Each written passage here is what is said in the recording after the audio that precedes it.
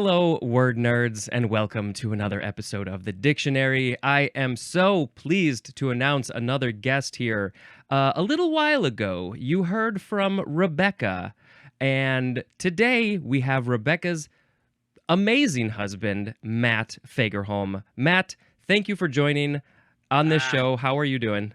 I'm doing fabulous. Rebecca had such a great time chatting with you, and we know each other. We go back a little ways. Over the years, it was a David Lynch retrospective, I believe, that we met at, and I saw a project that you and your partner were involved in. Had some great Lynch people attached, and so when you said, "Hey, I'd like to just get you on my show and talk about things." Somewhat related to film, I'm like, well, of course, this just seems like a no-brainer. So Yeah, that was the David Lynch retrospective at the Music Box. I don't remember exactly what year it was. I want to say maybe 2019. No, it would have been like no, 21 maybe or this something. was 2022 because it was the year that I got married, and I considered that retrospective basically like my unofficial bachelor party because I love David Lynch so much. Mulholland Drive is my favorite film of all time.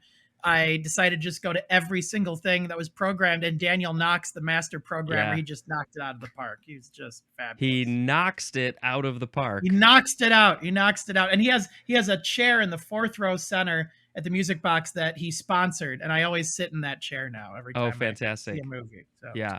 Well, so I believe what happened was, yeah, Sharon and I were promoting Unplugged because it has a couple of Twin Peaks people in there, which is a David Lynch yes. thing. And if I remember correctly, Sharon was in line for something and started, or you maybe were asking about the show because I don't think I was there at the moment when you guys met. And then That's later right. she was like, I just met a guy who works for RogerEbert.com and he's a film critic and he's super interested in Unplugged. And we were like, holy crap. And Oh then, of yeah. course, yeah, that began, I'm going to say a lifelong friendship that's been going on Oh, for 2.5 absolutely. years. No, it's an unbelievable. I mean, obviously, we don't want to get off topic, but that's the whole point of the show. It's It's all all film. about hopping to different topics. But Yeah. just the voice cast alone that's assembled for this film, I'm so looking forward to it being completed with the full animation because I know Yeah. that's kind of the journey is finding the right visual approach to nail all the audio. But my goodness, the people involved from Ed Asner, Louis Gossett Jr., both rest in peace. I mean, unbelievable. Cheryl Lee got in there, Christina Ricci, Yeah, unbelievable. yeah. We are super excited, and actually, I can tell you, I can give you a little bit of sort of personal news related to the film. Is that Sharon is an associate producer, and she's being promoted to full producer, and I'm the Ah, producer, and I'm being upgraded to co-executive producer. So hey, congratulations. That is fabulous. we Very are very exciting. very thrilled about that. But of course, even though it's film related, we're not here to talk about our movie Unplugged. We are here to talk about so many other, just everything else in the film world. And I gotta say, um, when I was trying to come up with who is going to be the guest on the film episode, I was like, there's so many people, so many places, so many ways that I could go about this. And for a variety of reasons, I was like, Matt's my guy. Matt, we're new friends. You are an expert on film. Recently had Rebecca, and I was like, that's a perfect tie-in right there to have your two episodes almost back to back. And I was like, this is going to be the perfect, he's the perfect guest for this episode. And of course, if any of the people listening or watching have any thoughts after this episode that they want to say about film because it's such a huge topic, please Yes. email, send in a voicemail, whatever you want. I'll throw it in a future episode. We'll see if anybody actually takes advantage of that. But film, to me and to you, it's like it's our lives. I don't even know another way to describe that. It's the Yeah. thing that we probably think about more often. We spend a lot of time watching movies and thinking about them and studying them to some degree. And I'm looking forward to just a fun film conversation with a fellow film nerd. Absolutely. Absolutely. At the same time, and I'm not sure when this episode's coming out, but my heart is so heavy with all of the fires happening right now engulfing LA and all of the all the film history that's around there, but most importantly, obviously the people who are suffering, not just the celebrities in the mansions, but the people who are living in these homes that have lasted for decades, that they probably couldn't afford if they were rebuilt now. Just it's unimaginable loss. So right now it's like my love of film. It's like my heart that's there, championing it is also very broken at the moment because of all the loss Yeah, happening. yeah. Just so everybody's aware, we're recording this on January 9th. And I mean, yeah, the fires are raging, and I don't really think there's an end in sight. Yes. Just the last day or two, the news that has come out about how terrible these fires are, it's probably the worst that LA has ever seen to my knowledge, Yes. and it's not gonna get any better for a little while. Luckily, we've been hearing from a lot of people that we know out there who are safe, who have had to evacuate.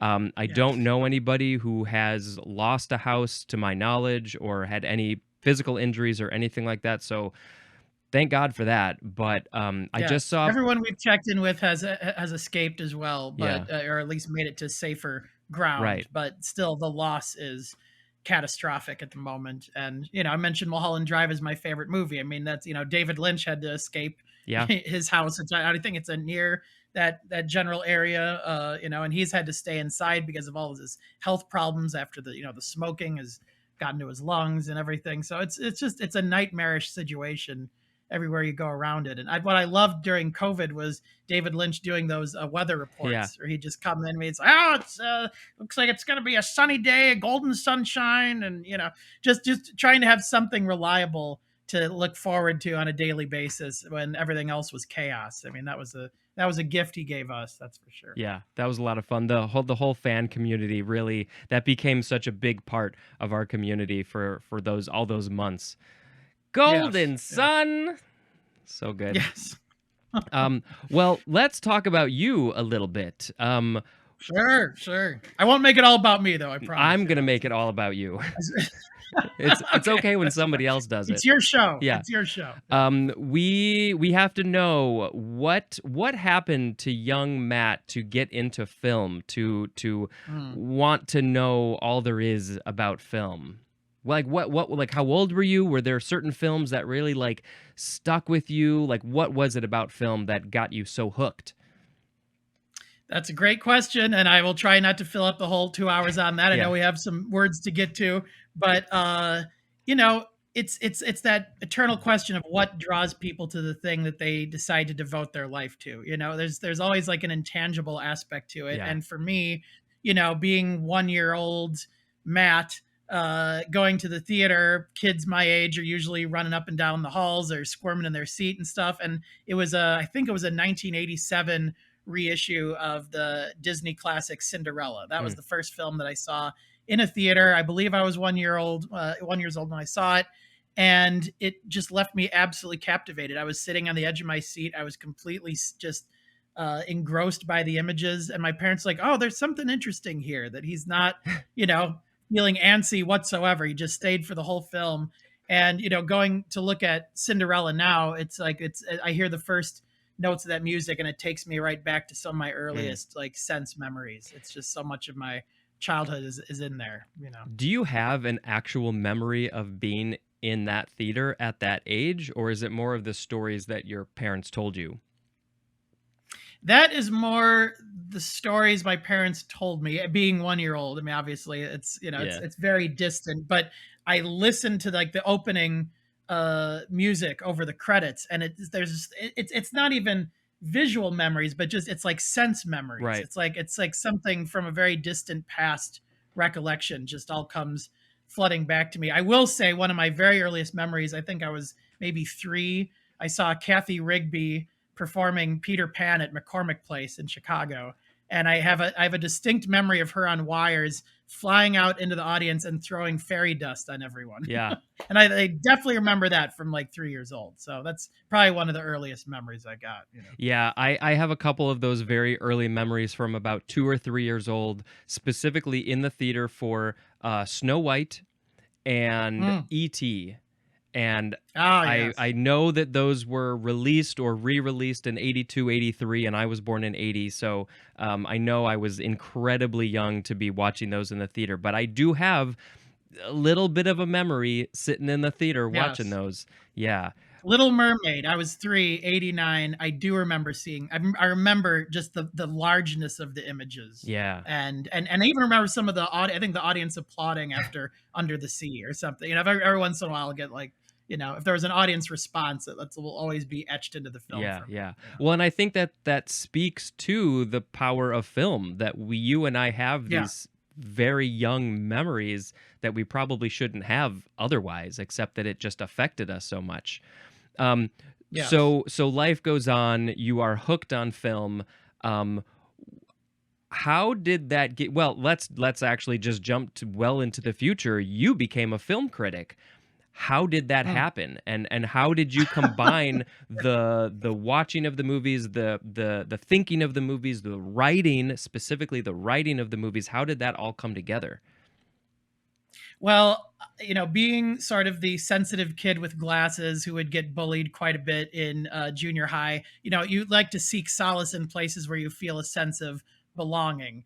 And, watching Siskel and Ebert growing up, and then Ebert and Roper, reading Roger Ebert and his movie companions, or it could be annual releases of all of his reviews, or his latest reviews.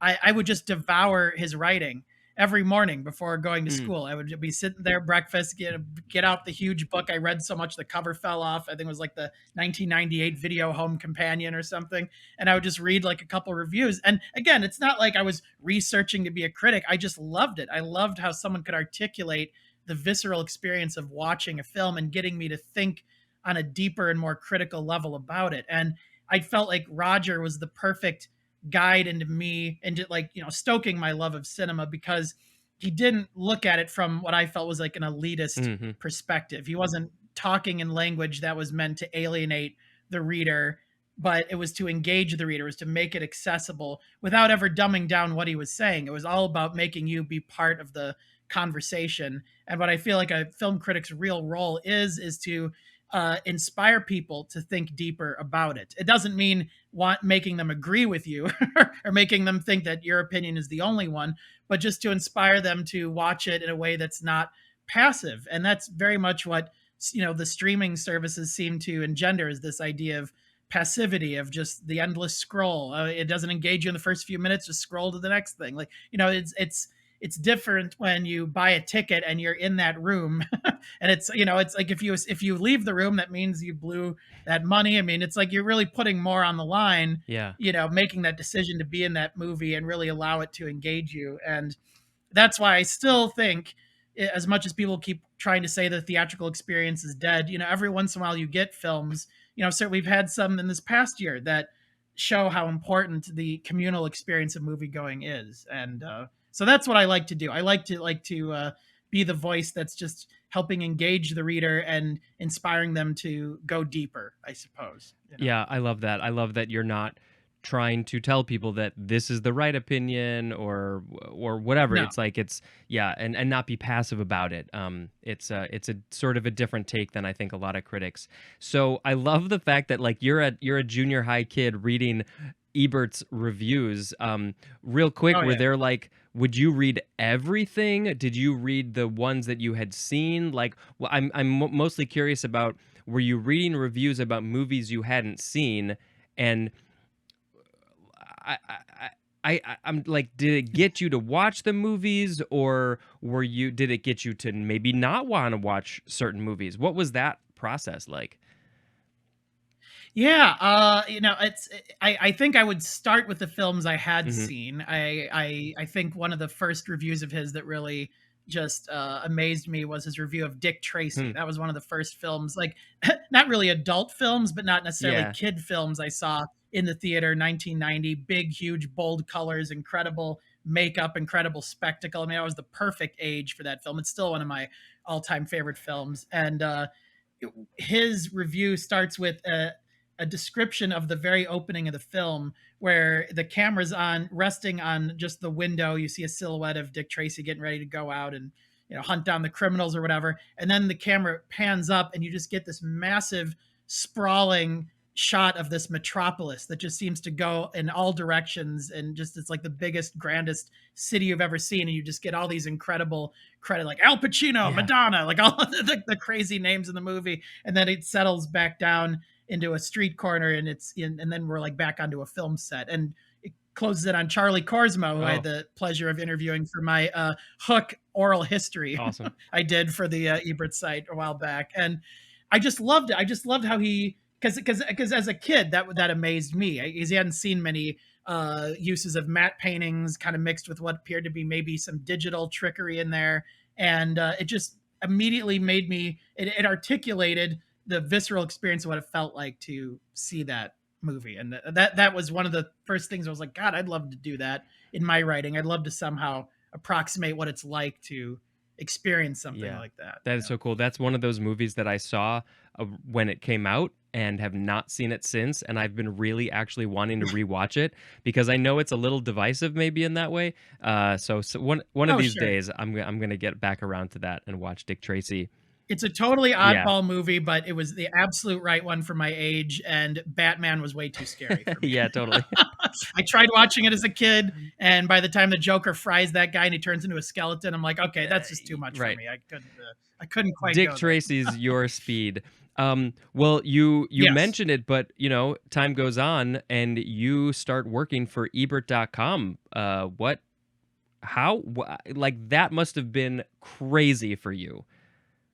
Yes. Yes. And it's interesting. I think it differs depending on the person you ask of exactly how that Mm, happened, but this is my vantage point. This is as much as I understand of this, is that I started my own blog. My sister encouraged me to start my own WordPress blog because she said, because I was freelancing for different places, Hollywood, Chicago, where I worked with Brian Tallarico, who then I ended up working with again at the Ebert site, coincidentally. Um, I was writing for places, freelancing, but it was all like on assignment. There were some films I had to review, and I wasn't all that Diary of a Wimpy Kid 3 or whatever. It's like I wasn't that into it, and I'd be seeing these incredible independent productions where I'm like, God, I'd love to, talk to them. And my sister basically convinced me, hey, you just start your own site, you reach out to some of these people, they love to have coverage of their work.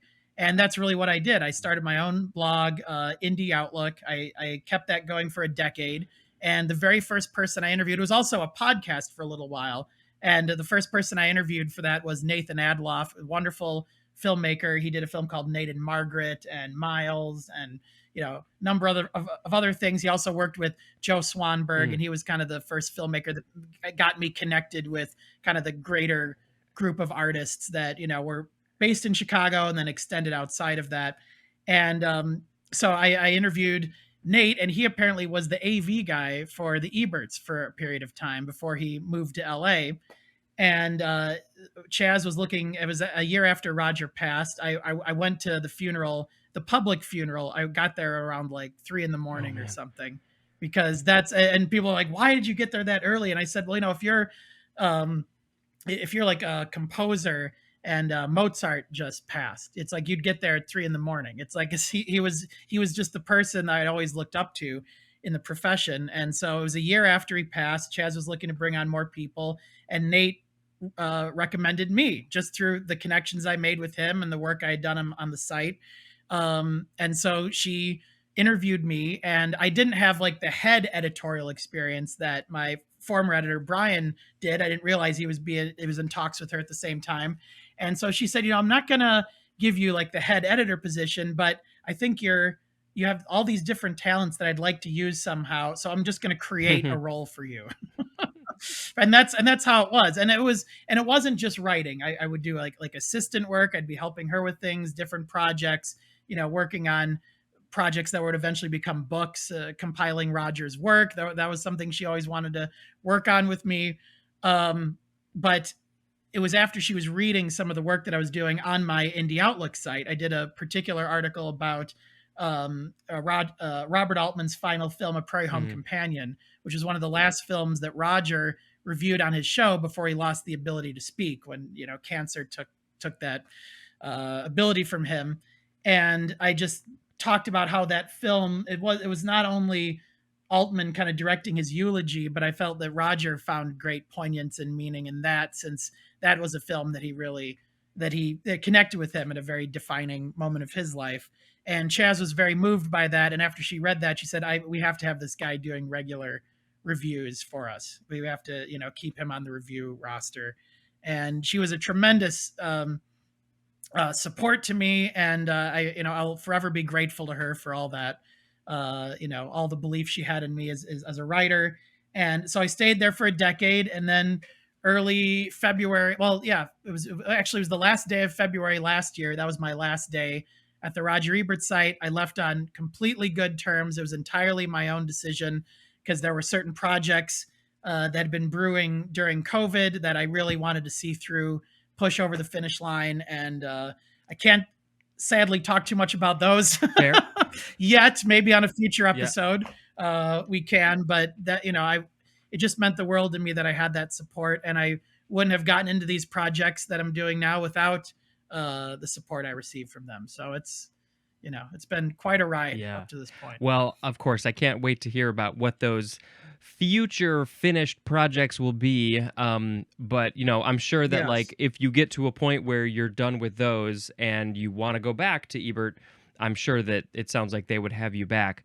Can I will never say Yeah. never, and it's I certainly loved writing for them. I just knew that the project that I had gotten myself into, or a couple of them, were so all encompassing that I knew that once I actually had to sit down and finish it, that I really couldn't jump and give jump between that and give the Ebert work the full focus that they needed. And really, when you're writing for anything, it shouldn't just be just Ebert, but the Ebert brand has such a reputation and has such esteem behind it. You want to give your all whenever you're doing anything for them. And I just knew in my heart of hearts I couldn't jump between them during like the final completion, because your work what I'm would be working lacking on so, both yeah. sides. So you really got to focus on one. Exactly. Can you give us That's a right. little peek into the life of a film critic? How do you see movies? When do you see movies? How many movies do you see? And then like how do you write about it, and how quickly does it need to get out there? Obviously, that's going to be different for every publication, but like, yeah, I wanna know a Yes. little bit about the life of a critic. Yeah, I mean, everyone has Yeah. their own way. I mean, most critics do it knowing that will not be their main income source. They do it because they love it and it's from a real passion behind it. That's certainly what I've found with many of my colleagues in Chicago. And yeah, I mean, there isn't an exact science to it. I had the very privileged position of being a part of the Ebert staff. I wasn't as a freelancer working for the Eberts for that decade, so I was able to have a steady income that I could, that I knew was coming in while I was, writing the work. And so I don't know. I mean, for me and my wife, we love movies so much. We can watch a movie a night and be good with that. I mean, the thing that's always the challenge now is when I started in 2014 at the Ebert site, and I was freelancing for places before then, you more or less could see every film that came out in a given year. And that all changed once the rise of streaming came in, once films would be exclusively released on streaming platforms. And you'd see there was such a enormous, it just seemed like it was like multiplying by the tens of thousands I mean, even just looking at all the damn, Hallmark Christmas movies that come out every year. I mean, it's like, I don't know, I'd have to clone myself to see everything. And now what happens is, around the awards season, you get, you used to get like physical Yeah. screeners in the mail from all the studios. And now for the most part, they're all digital. They're all like online links, and, not all of them you can get on your TV. You have to like hunch over your laptop and watch them. And it's just, there's so many films slip through the cracks because of there's just way too many. There's just a huge glut that you just can't wrap your hands around entirely. And some of the best films that come out in the year don't get critic screenings, end up on a streaming service. Netflix will have such great films, and then you won't even know it's there because they don't know how to curate. They don't know how to highlight one of their big films, unless they have like a really big Right. name, and then they'll try to put on their front page. But for the most part, they just don't know how to champion the work that's so good. One of the best films I saw, and I'll shut up in a second, but one of the best films I saw last year is an adaptation of a book called Out of My Mind about a teenager with cerebral palsy. And this played at Sundance. It got good reviews, but it ended up exclusively on the Disney Plus platform. And I noticed that because of that release, it wasn't getting as many reviews or attention paid to it as I felt it deserved. And when I saw it, I said, this is going to be in my top 10 of the year. I think it's just a magnificent film. The director's Amber Seeley, and the actress who is an actress with cerebral palsy, this teenager, Phoebe Ray Taylor. Her performance anchors every frame of it. And she's nominated at the Critics' Choice Awards against people like Naomi Watts and big people. So and it's entirely well deserved. So I'm glad it's Yeah. at least getting that, but more people need to review it, I think. That's one of the things that I've noticed of seeing your social media posts about like your top 10, your top 20 of the year, or whatever. You're talking about movies that you see. Half of the movies that you mention, I'm like, I've never heard of this. Yeah. And Yeah. Sharon and I are more aware of movies than the average person. Oh, But when sure. I look at people like you or other people in our circle, I'm like, how are they even finding these movies? Obviously, you're a critic. You've been doing this for over a decade, and so you have your ways. But there are so many movies that I've never even heard of, and I'm like, man, we really got to step up our game.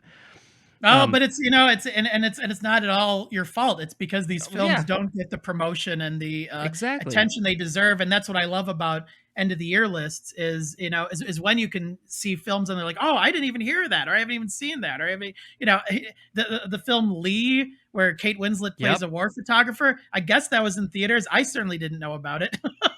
So when it was up for a Golden Globe, I'm like, that came out this year. I didn't even, wasn't even aware of it. It's Yeah, crazy. yeah. We just watched that and we had the same conversation. We were like, "Oh yeah, Yeah. I kind of remember seeing the poster at the movie theater, but I don't remember it being there." No, And I now it's don't. on streaming. What Was it any happened to that? good? We won't get off topic, but was it any Yeah. good? Yeah, Yeah, yeah, yeah, yeah.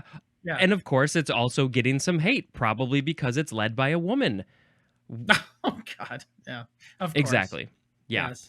I Go actually figure. had a bit of a rant about that in a previous episode. No, yeah, Um, yeah.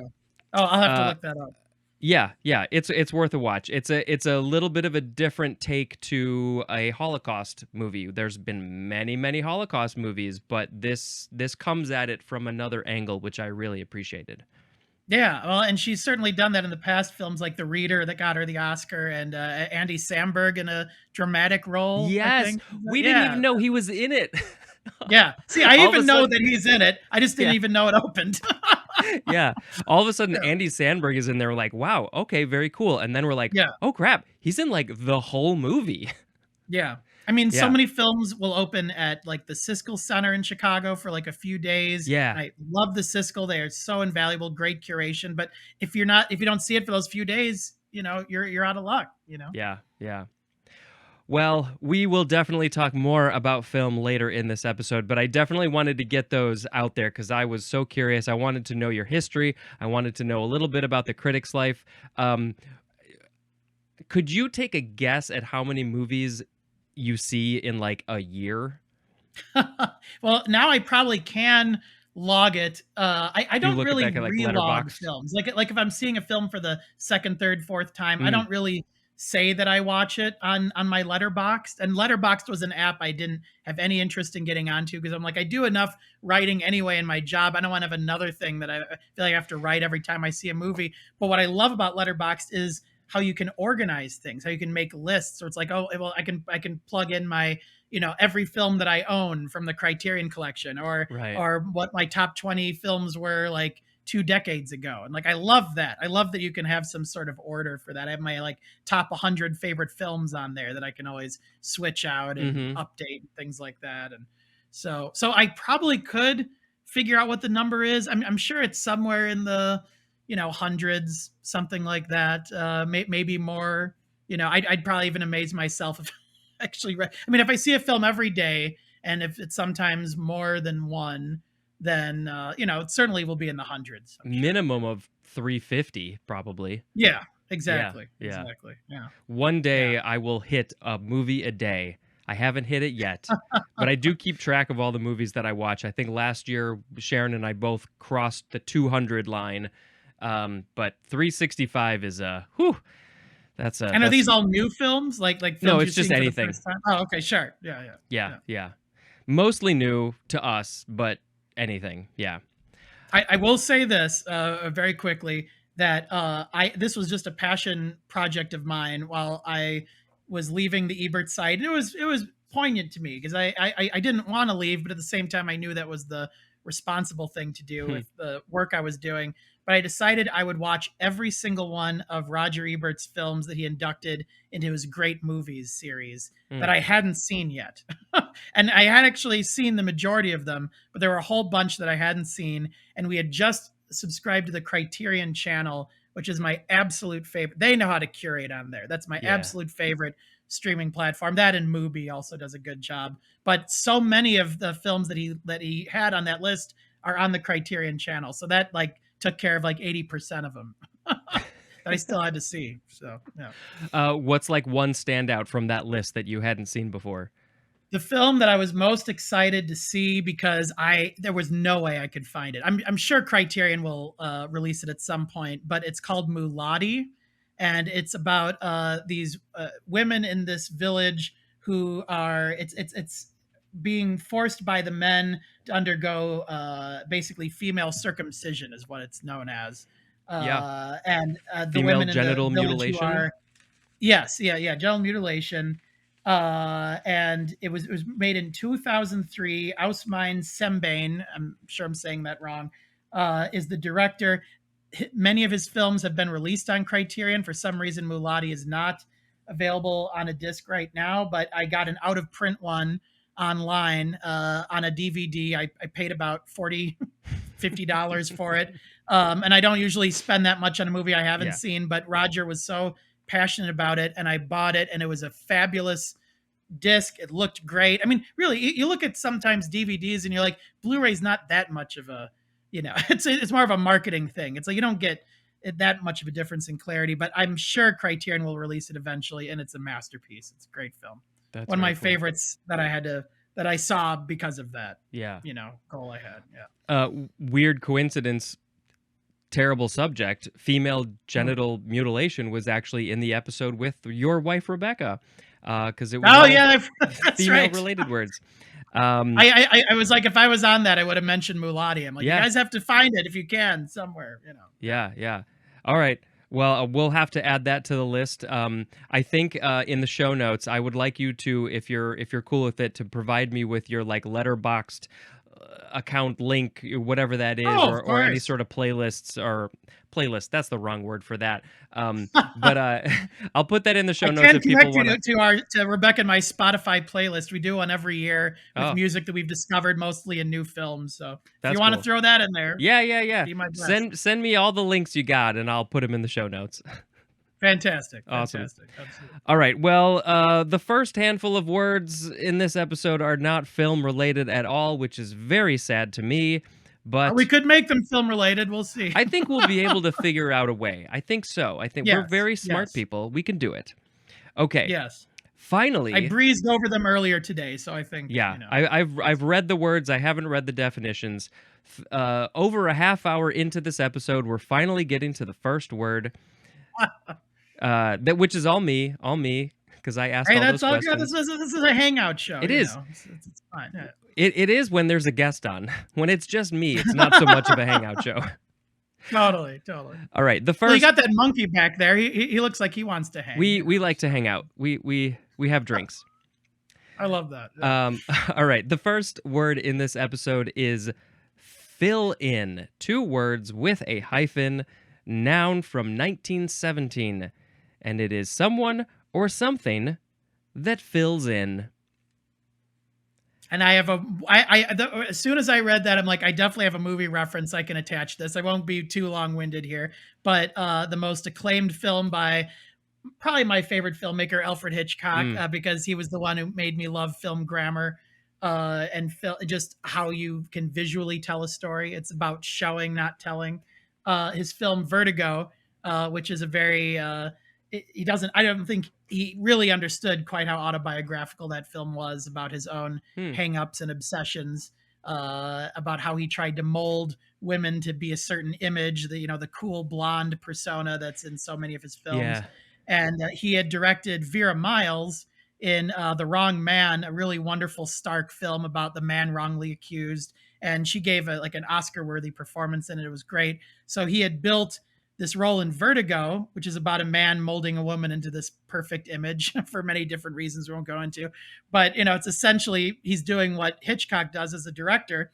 And Vera Miles got pregnant, so she couldn't be in the role. And so Kim Novak had to be a fill in for Vera Miles. So she had to be in the uneasy situation of trying to be this woman that she's not, just like the character that she's playing in the film. So it's a wonderful bit of life imitating art and kind of fits the fill in. I Yeah, think. So. absolutely, absolutely. I was not aware of that story. Sharon and I both watched that movie for the first time just within the last 2 or 3 years, I think. But didn't know that she was a fill-in for somebody else. That's Yes. pretty interesting. And yeah, it's odd how the character that the plot also fits in with what was happening in real life. That's one of those movies. I mean, for every movie I see, I get it. I watch it. I consume it. It sinks in to a degree. But after Yeah. I've seen the movie, most of it is just out of my brain. Like I couldn't tell you most about what happens. It's just more of like a feeling. Like, yeah, I liked it. I didn't like it. This is how it made me feel. But then when I watch it a second time, a third time, that's when it really, really starts to sink in. So that's one of those movies, because I've Yes. only seen it once, I'm really going to need to see it again. It's a film that gets better every time you see it. And when you watch the end of that film and then contrast it or relate it to find the parallels between the final episode of Twin Peaks: The Return, blows your mind. Oh man, you're killing me. That's all I'll You're say. breaking my brain. Shoot. And actually, okay, here's one last little thing. I'm so sorry. No, please. Mary Reber, Yes. who's the woman who lives in the Palmer house, playing the woman who lives in the Palmer Yes. house in the last episode of Twin Peaks: The Return. We got to take the tour of the Palmer house. She guided us through the house when we were out there. She was so fabulous. And I was telling her about Vertigo in relation to that final episode. And she's like, oh, I don't think I've ever seen Vertigo. So I forget exactly how this happened, but I was like a couple weeks later, she posted on social media an image of her watching Vertigo on the TV screen in like the Laura Palmer like dining room. And I'm like, I'm so happy I made this happen. That's amazing. That's amazing. All right. I just thought that was great. That's fantastic. Yeah. Sharon has actually become friends a little bit with Mary Reber. She's been there a couple of times. She's wonderful. She's great. And like Sharon just like hangs out. Like when we go to visit, she's like, yeah, let's just hang out. Let's have some wine. And so we've both been able to go do that house tour. In fact, Sharon just told me a couple of days ago that when she was there the last time, or a couple of times ago, it was like her time was up and there were some more people coming to check out the house. And Sharon was like, can I answer the door? And Mary was like, yeah, sure. And so Sharon goes and opens the door and sort of does what Mary did in that last episode, which was just some sort of like monotone, like, hello. And the people were like, who is this? And then she was like, I'm just kidding. Here's Mary. That was a lot of fun. That's amazing. All right. That is amazing. I wish I had video footage of Yeah. that. That's wonderful. And fans need to know you just have to respect her, because the whole reason we got that tour is because we messaged her on Facebook because a friend of ours had taken the tour already. And you just don't show up to that house unannounced. You have to make it, figure out ahead of time, schedule with her ahead of time, and then you'll just have the time of your life. Yeah. She is a great host. You probably will have to pay a little bit, but it's just a little bit. And if you're a Twin Peaks fan, worth it. If you love Twin Peaks and David Lynch as much as we do, it's worth it. Totally worth it. Totally worth it. She's great. All right. Well, now I have to watch both Vertigo and that last episode back to back. And it's a great double bill. All right. There's more great art that has been inspired by Vertigo than I think any other film. Interesting. That's a claim right there. Some It all is. right. It's certainly one. It's if you made a list of films that have inspired other great films, it's near the top of I the could see list. Yeah. that. Okay. Okay. Okay. Um, Sharon is actually doing a rewatch of The Return because she's going to be on one of those Twin Peaks podcasts. And so she wants to, like, Oh, she's doing her fabulous. due diligence to make sure she knows what the hell she's talking about Yes. beforehand. That's great. It's Lynch's magnum Yeah. opus. I could watch it Yeah. endlessly. The only other thing that this first word got me to think of for fill-in was I can't even think of the actual term, but like at the Oscars, say, when one of the people has to get up from their chair to go to the bathroom, they need somebody to fill their seat. They're a seat filler. So Oh, that's they're right. I forgot yeah, about they're that. a Yeah. fill-in, Where do all the basically. seat fillers wait when they're not in the seat? Do they Where just do they go? stand out in the Yeah. lobby? Somebody should do Yeah, a I don't know. documentary about seat fillers or something. Or they just move them up from way up the top balcony or Yeah, something, then move there's them there's down. probably Yeah. ones for each level. You stay on that level and you work that level. I have no idea. It, Wow, that's crazy. yeah, what a weird job that must be. Like all of a sudden you're Yeah, just sitting next to like Jack Nicholson, Meryl Streep, like whoever is big at the time. yeah, Well, very bizarre. so we're gonna go on to the next word, but before we do that, we have to make a sound effect. And usually, when I have on a guest, I ask the guest what sound effect they would like to make, which you heard in the Rebecca episode. But unless you Oh have a God, better yes. idea, I think that because this is the film episode, we should just go, which is like a film Ooh, I projector like that. sound. I like that. Okay. That's a lot less embarrassing than what I would have said What? because I don't know if you grew up with book and tapes or anything like that where Yeah. you're reading a book as a kid but you have the audio cassette reading you the story Hmm. and then it has to have a certain sound that happens to tell you when to turn the page.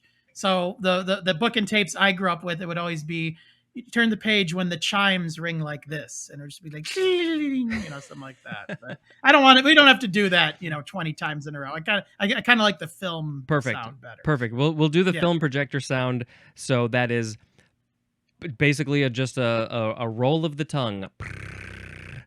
Yes. There we go. Yes. If I do that chime sound effect enough times, that monkey's gonna get up and leave. He's like, He's screw this. out of here. He's out of here.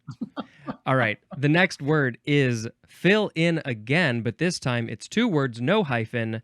This is a verb from 1840, starting with transitive.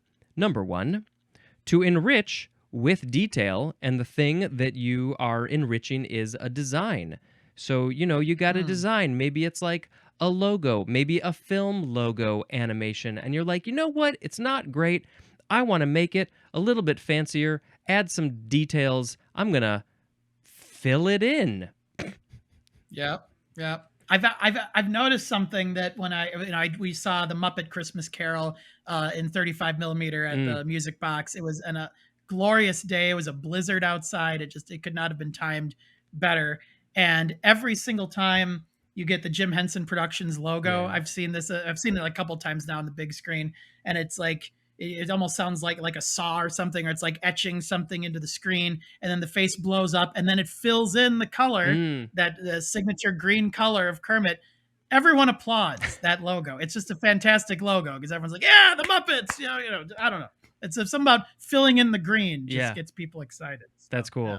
I'm gonna notice that now the next time we watch one of those to see that fill in. Fantastic. Yes. Number two for fill in is to give necessary or recently acquired information to, as in, I'll fill you in. Oh, there you go. Yeah. And that's the thing that sometimes people hate in films is when people are filling other people in just for the excuse of having some easy exposition in a scene. There's ways to do it artfully. There's ways to do it well, but people can't stand when like, as you know, well, I don't know. What are you going to say? It's like, that's like the cliche line. Right. So. Or those huge exposition dumps. So like, oh, really? Could that have been done a different way? Yes. Yeah. It's showing, not telling. That's what people tend to forget. Yeah. And sort of on the other side of that, just again related to film, is that I don't want people to fill me in too much about a movie's plot before I've seen it. I want to go in Mm, knowing as little as possible. I don't want to be filled in on what this movie's about. Sometimes Sharon will yeah. just put on a movie and I don't even know the title. I've never heard of it. And I'm like, that is the way to watch a movie for me. Could not agree more. Could not agree more. And that's why I often avoid Yeah. trailers because I don't want to see all the stuff. I don't want to see all the visuals. Okay, well, this eventually will be happening, and Yeah. I'm just going to wait for it to happen. That's not fun. I'd rather go in totally cold, and that's what the filmmakers often want. I never understood why Robert Zemeckis, at a certain point in his career, I think he was quoted saying something like, "Well, people want their films like they're fast food. They want to know how it's going to taste." So he does like a trailer for that Hitchcockian thriller that wasn't very good, What Lies Beneath. Mm. And he has all these very meticulously constructed red herrings in the whole first hour of that movie. But then you see the trailer and he blows all of them, basically tells you like the final twist. And I'm like, well, why did you bother doing all this? Right. That's why I just, no, don't fill me in. That's all I'm Yeah. saying. Don't fill me in, I please. agree. I have a lot of opinions about movie trailers these days, which I will not get into here, but it's basically what you said. So yeah, I want Yeah. teasers, not trailers, or just a Yeah. poster. The Nosferatu trailer was great. The Substance trailer was Yeah, great. Like just get you enough interested, but don't show us everything. Then you just blown the whole exactly. experience. Yeah. We are moving on to intransitive for this word fill in, which is to fill a vacancy, usually temporarily, as in the example, interns filled in for regular staffers. Maybe when the staffer. Well, and then that goes right into your seat Yeah, filler yeah, exactly. example. So yeah, When who fills in for the monkey when he can't show up to there the show? there is no fill in high enough qualified well enough to fill in Yes. for the monkey. Or No one can beat that deadpan expression. no, exactly. I can't even do it. Its own singular thing. No. Okay, could you please make the sound effect? Oh, you want me to do the sound effect? Yeah. Okay. Your sound Same one. effect or my Yep. sound effect? Same No, projector. your Yeah, sound yeah, yeah. effect? Okay. What? How do you do I that just go again? like a. See, you know how to do it better than Oh. me. You know how to like, have you know how to trill the tongue better than I do. So it just sounds like I have like throat congestion when I do it. So you can't roll your tongues very well, is what I'm hearing. I'm not that good at it for some I think reason. I don't. all I'm really doing is Yeah. I sort of put the tongue on like the back of my teeth or the gums behind my teeth, and then I just sort Yeah. of blow air out. Oh, okay.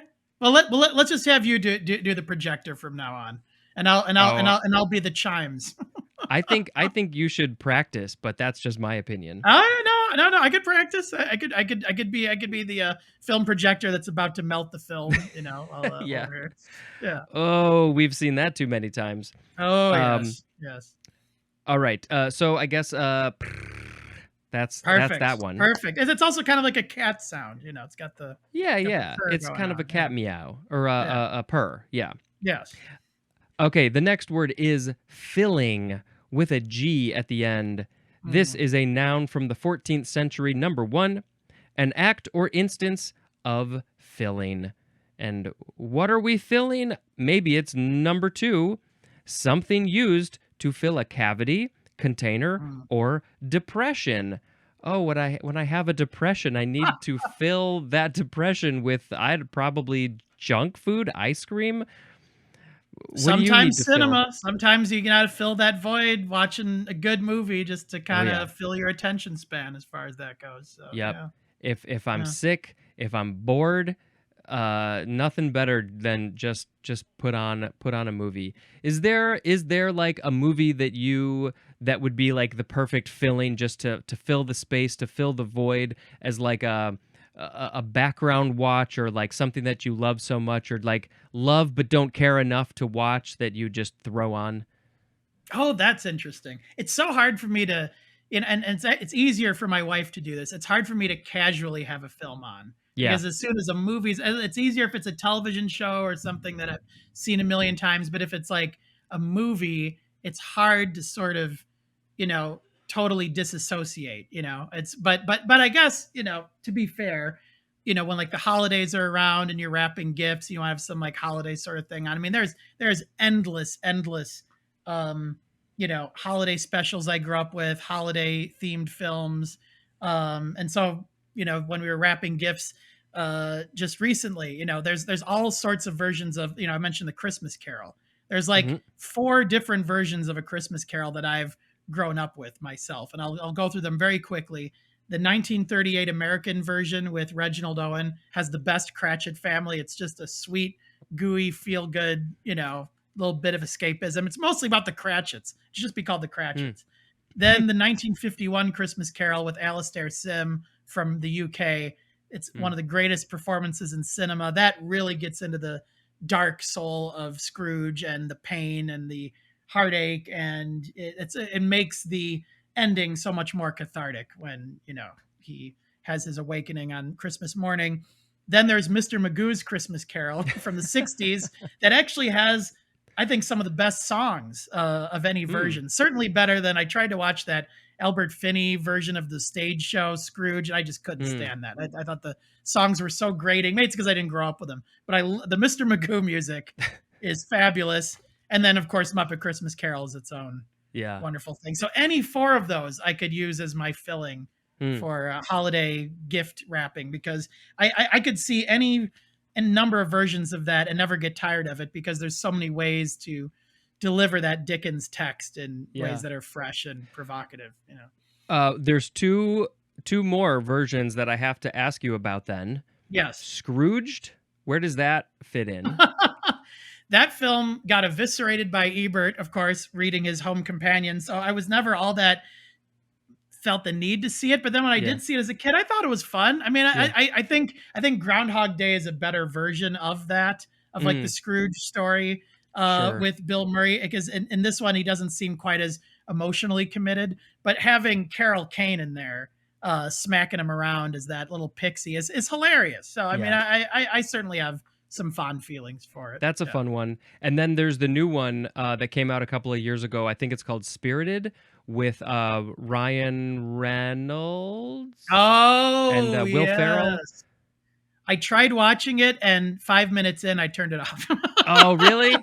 But maybe I should give it a shot. Maybe I should give it a shot. It's the funniest thing with musicals. If a Yeah. musical doesn't grab you immediately, it is like fingernails on a chalkboard. And I've talked to people who felt that way about La La Land. Like, they just hate it from the very beginning. People started singing, they couldn't stand it. I saw that film 7 times in the theater. I Mm. absolutely loved it. That opening, just my jaw was on the floor. I couldn't believe how they staged it. But I don't know. There's something about if a musical doesn't grab you right away, it's hard to go back. But Yeah. do you recommend I give that a second I think shot? it's worth a watch. Yeah. They have fun with it. It's a little bit meta in, talking Yeah. about like sort of what they're doing, and it's it takes that story to another level. It makes it a musical, and it's, Will Ferrell and Ryan Reynolds, and it's very fun and silly and goofy, and yeah, I think it's worth a watch. I would be curious to Well, the know. songs can't be worse than the Albert Finney version, so I'm sure it's that's Yeah. that's the one where the Ghost of Christmas Present goes, "I like life, life likes me." I'm like, oh, please stop. Okay, these songs are not that level. Okay, good, No, good, good. no. Okay. So you'll get back to me on Spirited, which I think is a very Okay, yes. silly movie. I promise. And you get back to me on Vertigo and the Return Yes. finale. Yes. Yes. Sharon and I are going to put that on our list. Fabulous. Number 3 for filling is something that completes. Something that completes as 3A. The yarn interlacing the warp in a fabric. Also, yarn for the shuttle. Have you done any work ever with yarn? If I did, it was so long ago. I think there might have been something involving yarn that was threading through to create like a bigger picture, something that was so long ago. I barely have. To me, that had a more romantic connotation. It's the whole Jerry Maguire, "You complete me" Mm, line, just like Rebecca completed me, and Sharon completes you. yeah. It's really magical when you find that person that you didn't realize you were looking for until they're in front of you. Right. The missing piece. Yes. Or as Heath Ledger says, "You complete me" as well. In, Did he say Dark that? Knight.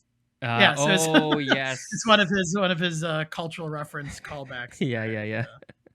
Rest in peace to that legend. My goodness. Oh, yeah, for real. For real. The last one is 3B, a food mixture used to fill pastry or sandwiches. And of course, when I first read the filling, what is a filling? The first thing I think, of course, is some sort of cream or jelly in a donut. Yes, absolutely, absolutely. W- One of my favorite snacks as a kid going to school was Fig oh, Newtons. You yeah. had like kind of the fruit with the bread around it. I always loved that. And the thing that we watch pretty much every time we have dinner, just put on the background, is the Great British Baking Mm, Show. It's just even though I'm not even like super into cooking, it's just like become our like happy place. Just kind of, it's a low stakes competition. It's just more about people showing what they're made of and being celebrated for it. It's like there's nothing mean spirited about it. mm. It was the perfect kind of just no brain thing to have on during COVID. You know. That's awesome. Yeah, I've heard so many people talk about how good that show is, and we've never watched it. And I would like to watch it, but there's a lot of other things that are taking precedence over that show. Oh, So, yes. I will say it's the best version of itself, because every version I've tried to watch after that just doesn't have nearly the care and attention that it puts to the people who are involved. You actually grow to care about the people on the show, which is great. Whereas you watch something like Is It Cake? And halfway through that, I just want them to take a hatchet to the host to find out if he's cake, because he's so annoying. that would So be yeah, an interesting twist. Is the host cake? No, he it'd be wasn't cake. great. Exactly. I think Weird Al already did some version of that Yeah, himself. probably. Oh, the genius Weird Al. Oh yes. Can you now please make a sound effect? Either you can practice the film projector, or you can go to your Okay. chimes. I think the chimes left to ring like this. Zing. Perfect. Apologies to Oh everyone. no, we love to hear the chimes. This one is filling station, 2 words, noun from 1921. The synonym is Hmm. just gas station. It's the place that you go to fill up your tank with gas, and they just used to call it a filling station back in the day. Yes, yes. I mean, there's many memorable scenes set in filling stations that I can recall. One that sticks out to me is again just being a kid who loved seeing spectacle being done. Kids love seeing things getting ripped apart or blowing up or whatever. Sort of like what they do with their action figures, Yeah. basically. And I had like all the Star Wars action figures. And one film that treats its actors like action figures is Stanley Kramer's "It's a Mad, Mad, Mad, Mad World." Not the greatest comedy of all time, but it was the director basically saying, well, I've done all these important, serious films. I want to show that I can do a comedy. So he's not just going to do a comedy. He's going to do the biggest comedy of all time. He's going to get 60 big comedy stars in there. He's going to have crazy big stunts. And there's a scene where, if I remember correctly, where Jonathan Winters basically just eviscerates this filling station. The walls just come apart, everything falls apart. And it is well put together slapstick. Like if you're not a kid anymore, it's like the film pretty quickly becomes just, excess. But as a kid who just loves seeing Yeah. stuff flying all over the screen, I had a lot of fun with it. Yeah. So. That's one of those that I haven't seen that I've been wanting to see, because it came before my time, and so it wasn't like I wasn't as aware of it until I was older. But yeah, I would Yeah. like to see that. Another filling station scene that jumped into my mind when you were telling that was in The Jerk, and the guy is Oh, shooting all the yes. cans. He Yes. hates these cans. And that's one I didn't grow up with for whatever reason. I didn't see I didn't it either. until like Yeah. a few years ago for the first time. And it's so interesting seeing Steve Martin at that period, because it was before he wanted to make his performances more grounded and less heightened like his comic persona. But I think I love both. I love the Yeah. crazy exaggerated Martin and the more human scaled.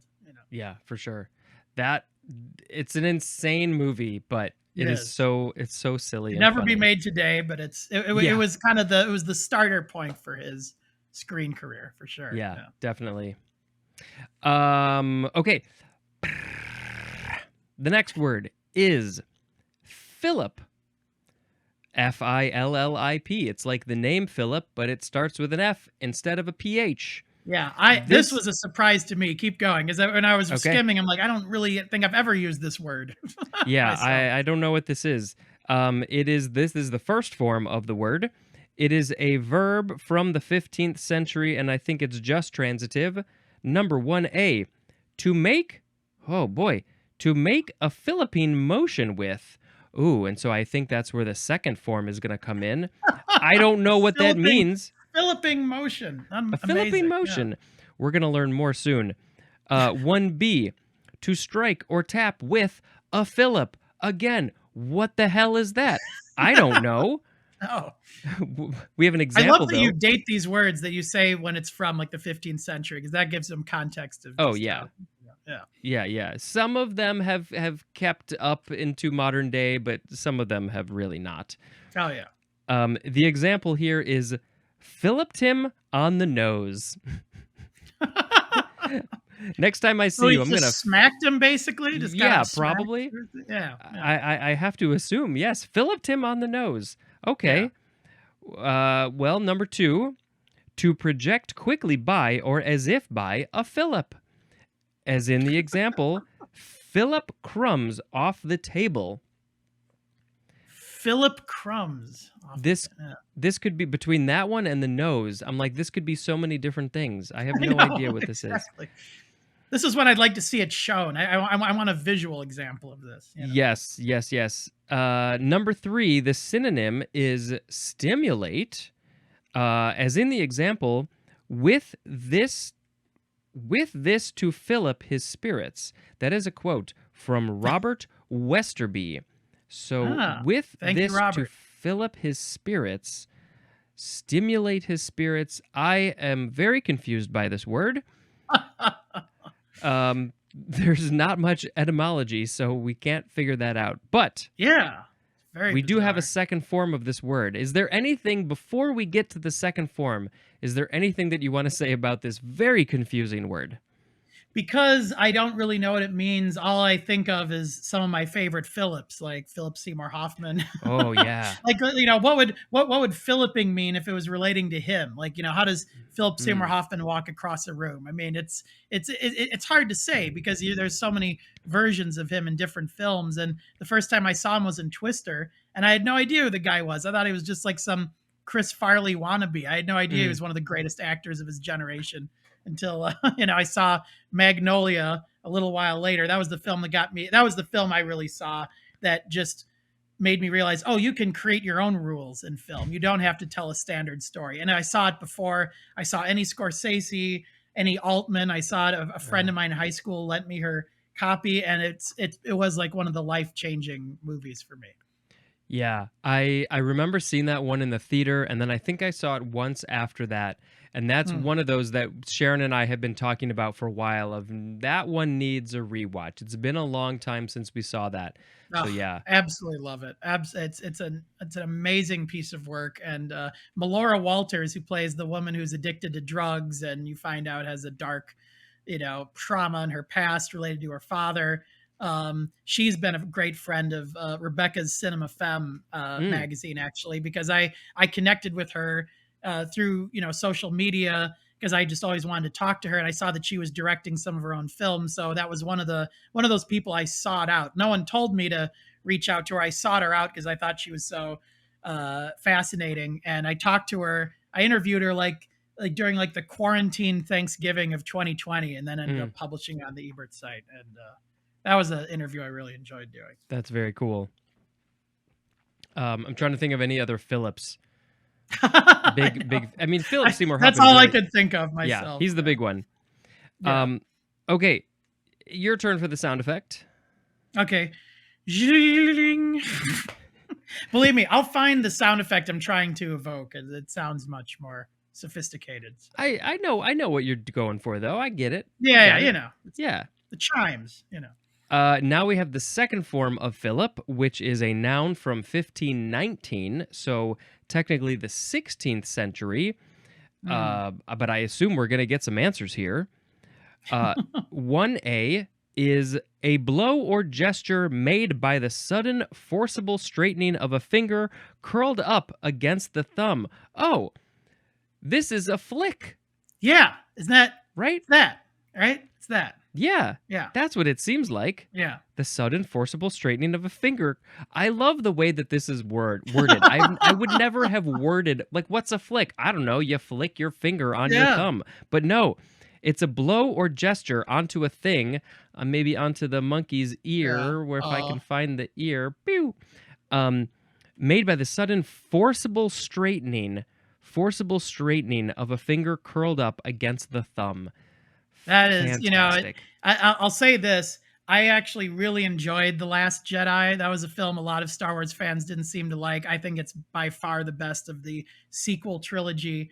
And I Hmm. saw it 4 times in the theater, and every single time Mark Hamill walks out of this cloud of dust and he does kind of Philip. It's more like this maybe, but I think it's kind of Yeah. like that. He just kind of brushes a speck off his shoulder. The audience applauded all 4 times I saw it in the theater. So I'm just saying, for the record, never saw that happen during Rise of Skywalker. So Very true. yeah, Very true. No Phillips in that one. no, exactly. 1B. First of all, I have to say I'm very glad now that we have some sort of explanation of what a fillip is. Yes, Um, yes. but I think we got more coming. 1B, a short, sharp blow. And the synonym is buffet or buffet. I think it's a buffet. I'm just Yeah, going to say buffet. So it's like any sort of like hit, slap, punch would be a fillip, I guess. yeah, yeah. Hmm. I used to not like violence very much growing up because I was a bit sheltered in the sense I didn't watch very violent things growing up. And then my friend in high school dragged me to see Kill Bill Volume 1 with him. It was the very first Tarantino film I saw. And there's a scene halfway through the film where Lucy Liu chops off this guy's head and it's like a sprinkler system comes out of his Yeah. neck. It's like so obviously phony. And I found myself laughing and I'm like, oh, violence can actually be funny, it can be operatic, it can be cartoonish, it can be many different, it doesn't always have to be like realistic. And I mean, short bopping hits doesn't really connect with that, but it just, in terms of violence itself, it took me until I was in high school to start appreciating it in film. Yeah. Yeah. I think that's very similar to like me and horror in general. Mm. It wasn't until I was in my 20s when I really started to watch that and appreciate that and like, oh, okay, this there's a range of what this could be and I Yes. appreciate what they're going for here. Absolutely. Yes, there's so many different types of horror, and my favorite is always Yeah. the psychological. Yeah, yeah. Ooh, there's some good stuff out there. Yes. Um, Number 2 for Philip is something tending to arouse or excite. As 2A, the synonym is stimulus. We saw in the verb stimulate. This is the stimulus, the thing that gets that going. As in the examples, oh, we have a couple. Hmm. Just the Philip my confidence needed.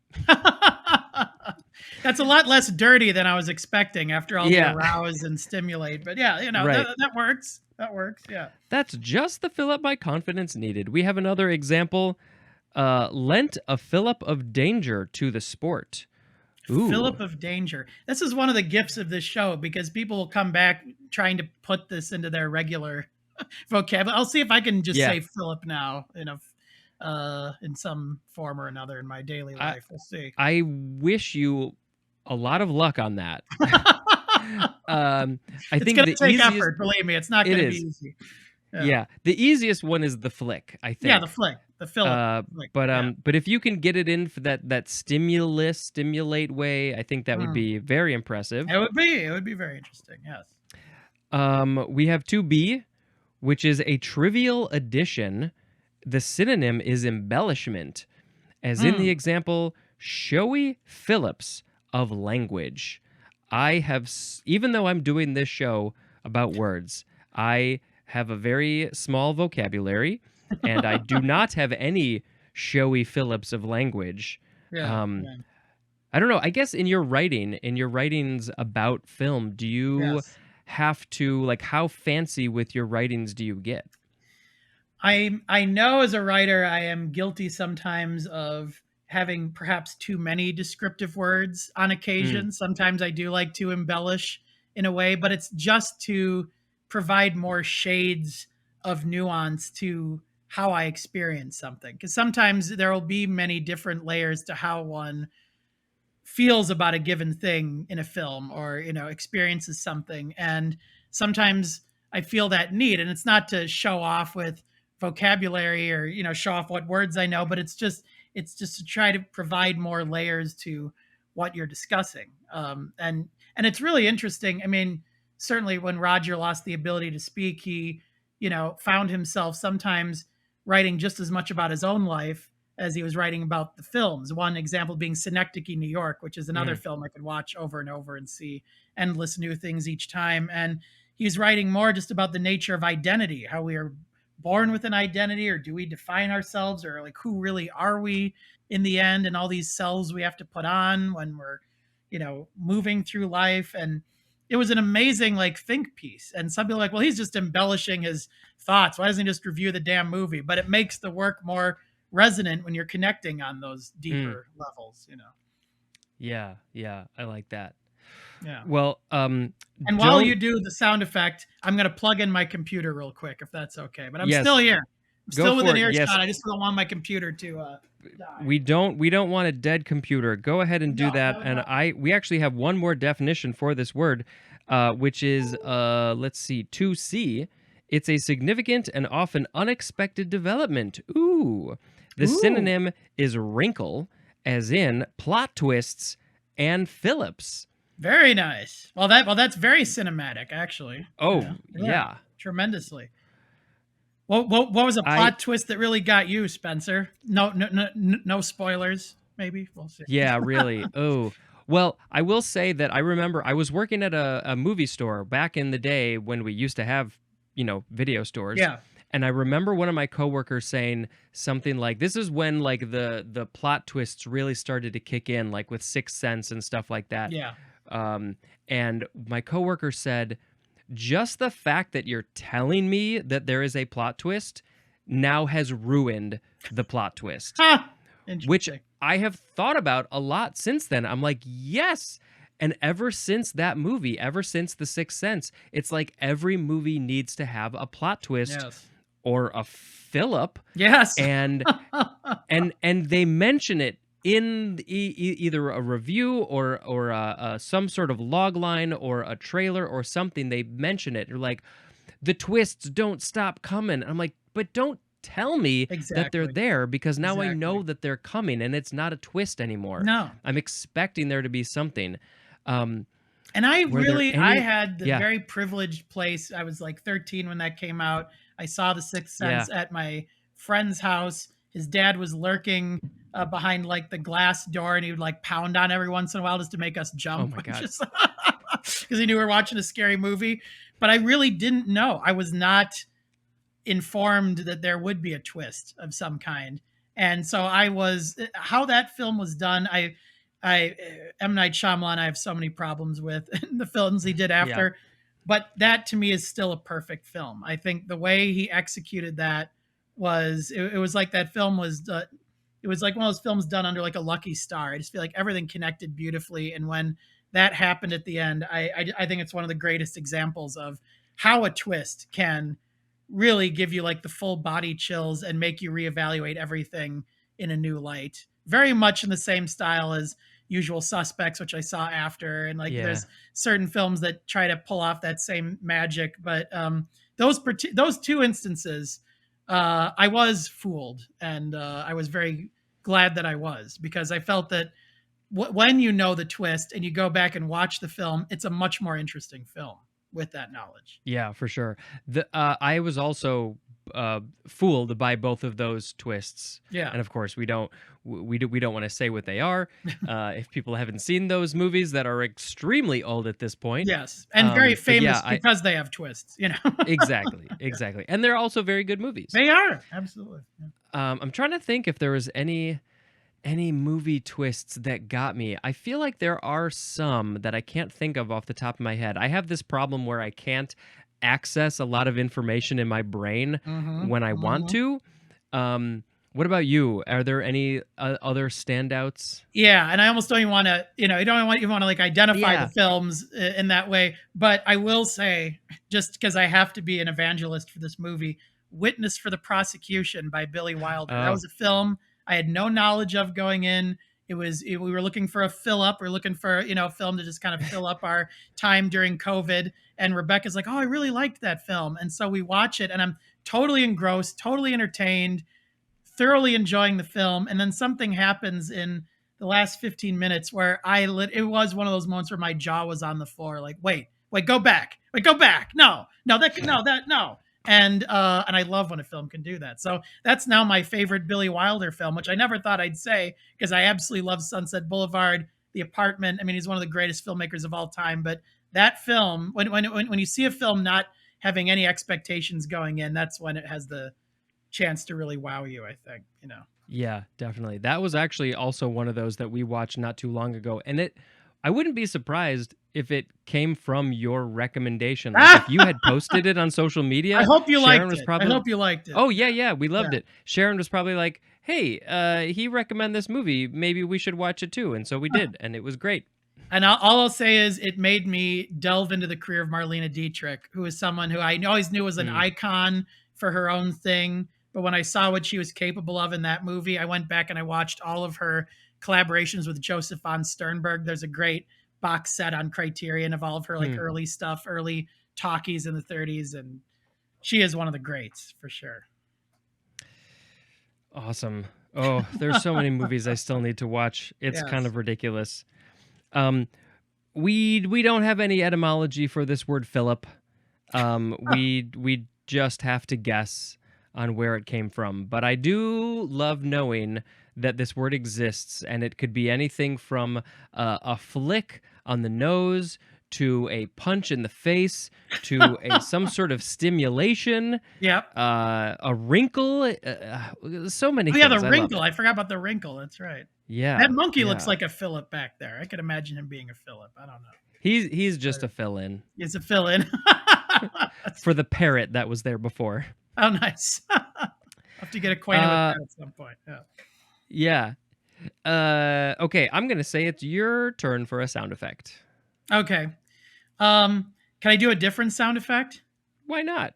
Yeah. I did a parody of book and tapes when I was a kid. I used to listen to book and tapes, then I would record my own version of book and tapes. I did like Hmm. versions of the Star Wars trilogy, and I recruited my family members to play different roles. My grandma was Jabba the Hutt, and my God. apologies to her. But she had a lot of relish when she did it. And then I did my parody version where everything goes wrong and it becomes like a noises off type of book and tape Ah. where it's just a disaster. And I think the sound I used for that was something like that, which just sounds even more embarrassing when I do it. So No, I like it. That yes. was out of left field, and I appreciate things out of left field. I have That a was whole great. long history with book and tape, so Awesome. The next word is fill out. Two Hmm. words. Intransitive verb from 1856, and it is to put on flesh. What? Yeah, I read that and I'm like, is this like Texas Chainsaw Massacre putting on flesh, or is it like Yeah. you gained a few pounds, or like what? I'm curious how that. I don't know. Well, I mean, after I think about it for about 2 seconds, I realize that, fill out, like, oh, you really have filled out Oh, that you filled dress. out, put on You, flesh. Yeah, yes, you have. That is a weird way to word that, though, it isn't is. it? To put on flesh. Yes, I'm just gonna take some flesh and put it on, and I'm not yes. really filling out this shirt very well, so I'm gonna take some of your flesh and put it on. No. Sounds very Leatherface and very gruesome how they word it. Yeah. Or was it Buffalo Bill from Silence of the Yeah, Buffalo Lambs? Bill could be in there. Devil's Rejects, the only Rob Yeah. Zombie film I've liked up to this point. Yeah, definitely. But arguably his best film, probably. I think it is. I thought it was a decent film for sure. Yeah. To put on flesh. I just love that definition. That's pretty great. Yeah, that's a good one. There'll be some Almodovar thriller title at some point.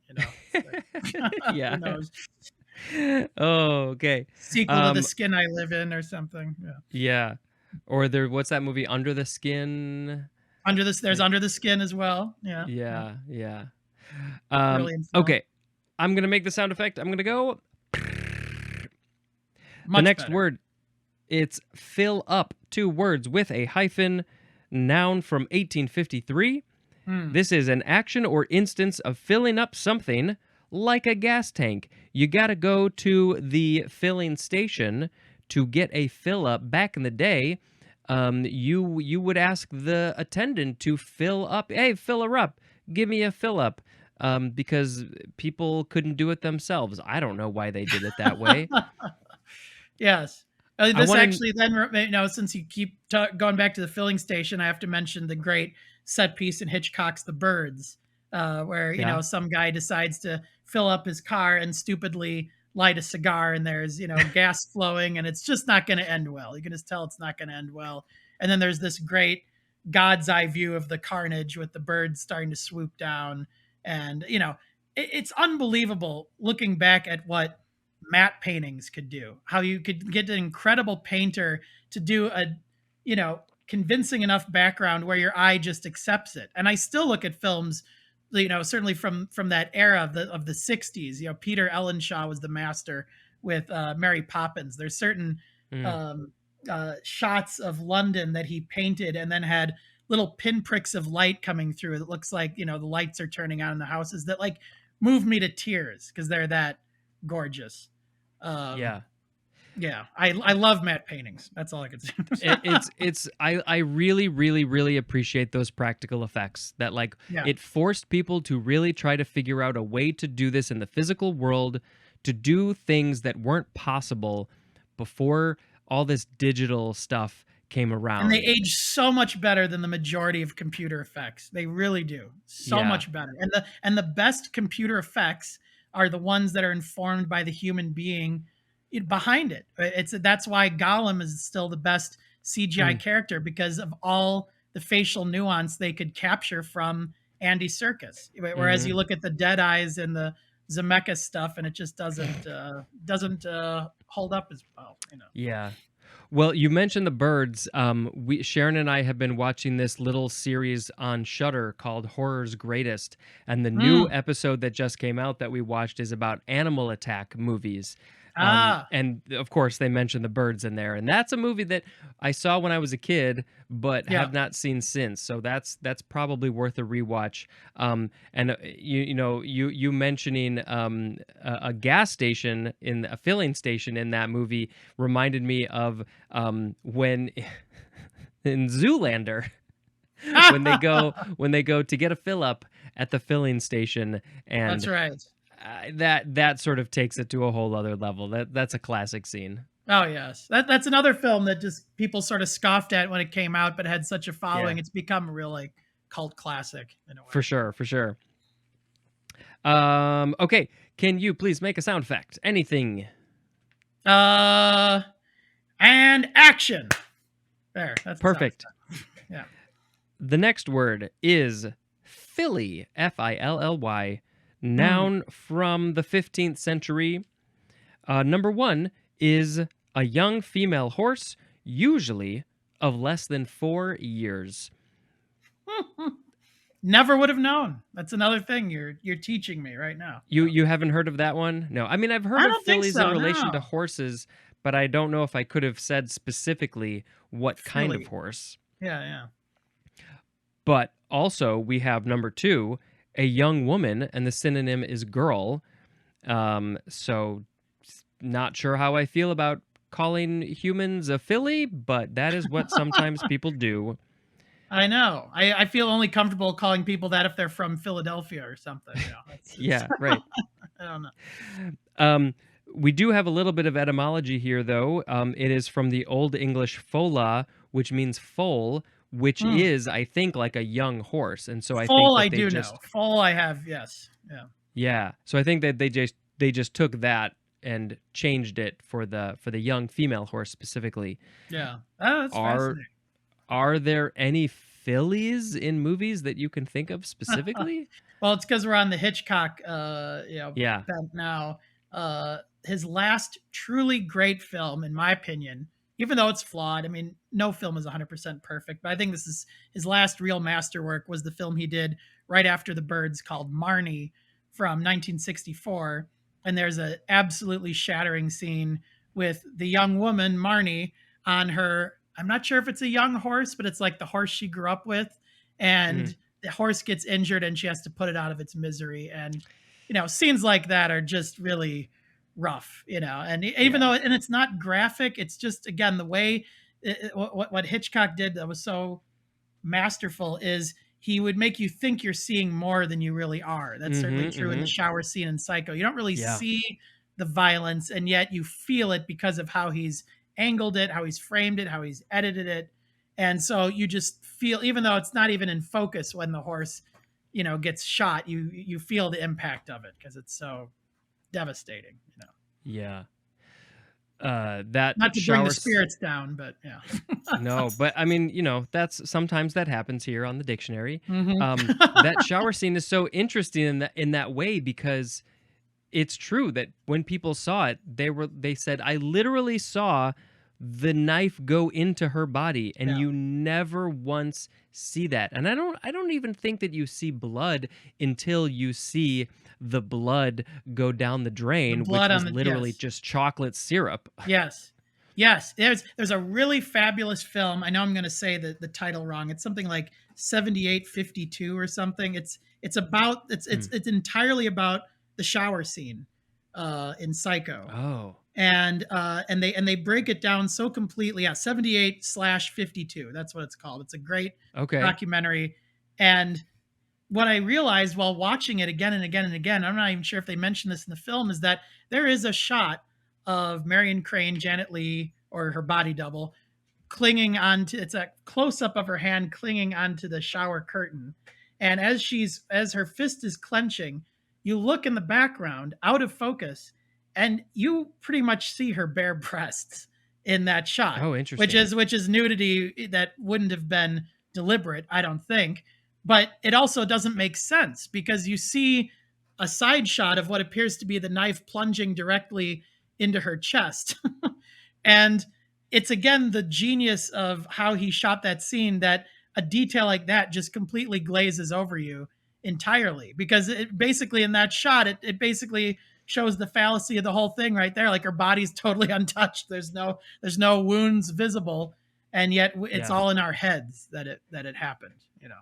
Yeah, and it's so quickly edited. Yeah. I remember going to, it was like one of those Universal tours or something like that, Mm. and there was a Psycho section, I've always and wanted to and go to I that. Yeah.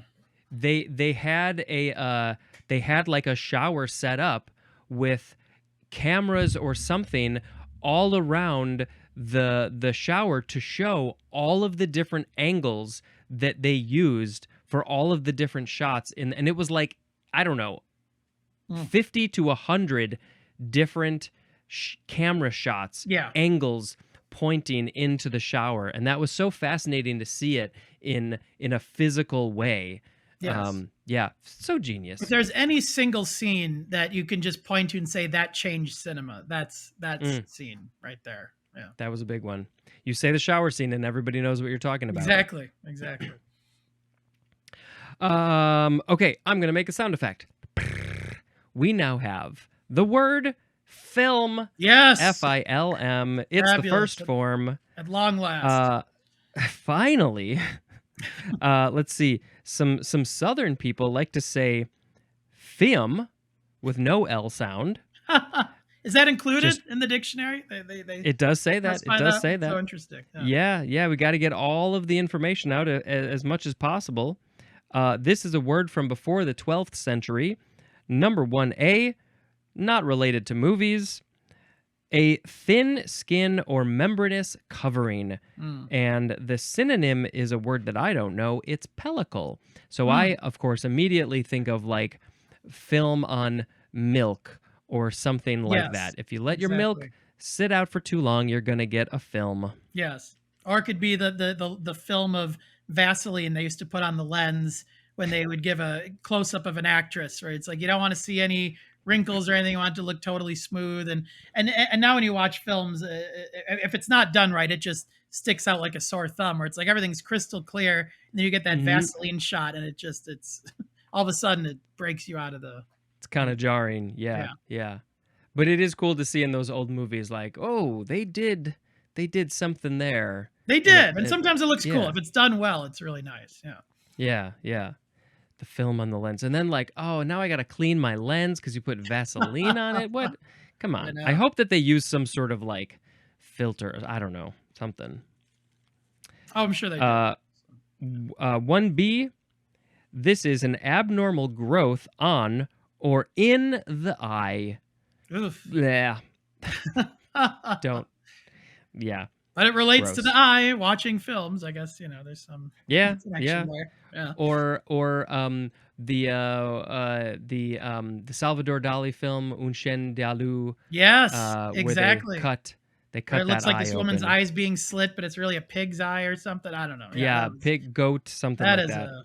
that's an unforgettable watch. Yeah, really. Number 2, a thin covering or coating, as in a film of ice. Oh, Hmm. oh, a film of ice. Well, I would also call that, it's also called black ice, where you can't even really see it. And then Yeah. you slip and you fall on your ass. Well, the most recent image I've put on my Instagram, and I don't know if this will even Oh, show up yeah. very well on here, but it was ice literally covering all of the stones and grass and plant life all along Lake Michigan because there was a day where the waves were completely out of control, crashing right in freezing waves, just crashing right onto the top steps, cement steps, all lining the shore, and now everything is covered in at least an inch of ice right now. It's Yeah. quite amazing. Yeah. It's so weird and beautiful to see, like, when trees or something have that centimeter of ice or more. It's Yeah. really cool to It's see that. gorgeous, but I want to take all of that and teleport it to LA right now. Yeah. Just take all of have all of our ice, all the water we can give you, please. Yeah, I saw somebody post like, "Why can't we use the ocean water to take out the fires?" And then I was like, "Oh, well, maybe we could like get some huge fans and put them Yeah. over in the Pacific Ocean and then just blow the water onto the fires." I don't think that's physically possible, but No. it's an idea. It's a great idea. Absolutely. Yeah. It's a great thought. And if you're hearing some sound in the background, it's your former guest on the show. She just got back from work, so Hi. I'm the stay-at-home dog dad right now. So yeah, Yeah, we got to have one sometimes. yes, it's true. Okay, 3A for film is an exceedingly thin layer. The synonym is lamina. Hmm. Most of these definitions are all about a thin layer of something. Lamina, like laminated paper, sort of thing. Like Yeah, the thin sort of yeah. exactly. 3B1, a thin, flexible, transparent sheet used especially as a wrapping. And the example of this sheet would be plastic, just like exactly like you said, the Yes, laminated paper. Laura Do I Palmer have any? wrapped in plastic. Exactly. Oh, there Yeah, you yeah. go. It all comes There you back. go. Everything comes back to David Lynch. It It just always does. yes. 3B2. This is a thin sheet of cellulose acetate or nitrocellulose coated with a Mm, radiation sensitive emulsion for taking photographs. Oh, this there is you the go. beginning of the film that this is the photography film that we're See, we talking take for about. granted why films are called films, and now we're going back to the basics of why, and also why you should be careful with the flammable nature of film as well. Mm. Yeah. Yes, exactly. So it's this like plasticky cellulose thin layer of stuff that now we just say film because of that history. It's so It's just much fascinating. easier to say, and it's also so easy to take for granted how much that stuff that the material has to be cared for and preserved so we can keep our history alive. That's why I'm so grateful for people like Scorsese who put so much resources into preserving film for the ages. Yeah, yeah. It degrades over time. Yeah. And so yeah, that's why, there are all those people who are trying to keep all these old films and their canisters in, climate controlled rooms and all that stuff so they stay pristine. And then we're seeing, all this restoration of these old films, Yes. to get the highest quality that we can. And there's nothing like seeing a great film print on a screen. The fact that we live in Chicago, we're so privileged to have access to these sorts of screenings. And I'll just say real quickly, what probably the most breathtaking 70 millimeter presentation I've ever seen. It was during the 70 millimeter fest that happens at the Music Box. They brought out, I think, Disney's only or one of their only copies of Sleeping Beauty. Not my favorite Disney movie, kind of a bore actually, if you just watch it as a regular film, because the main characters are bores. It's the villain and the little Mm, fairies that are the fun parts of the movie. But because there's really no character to Sleeping Beauty. Cinderella is a great character in contrast, but I digress.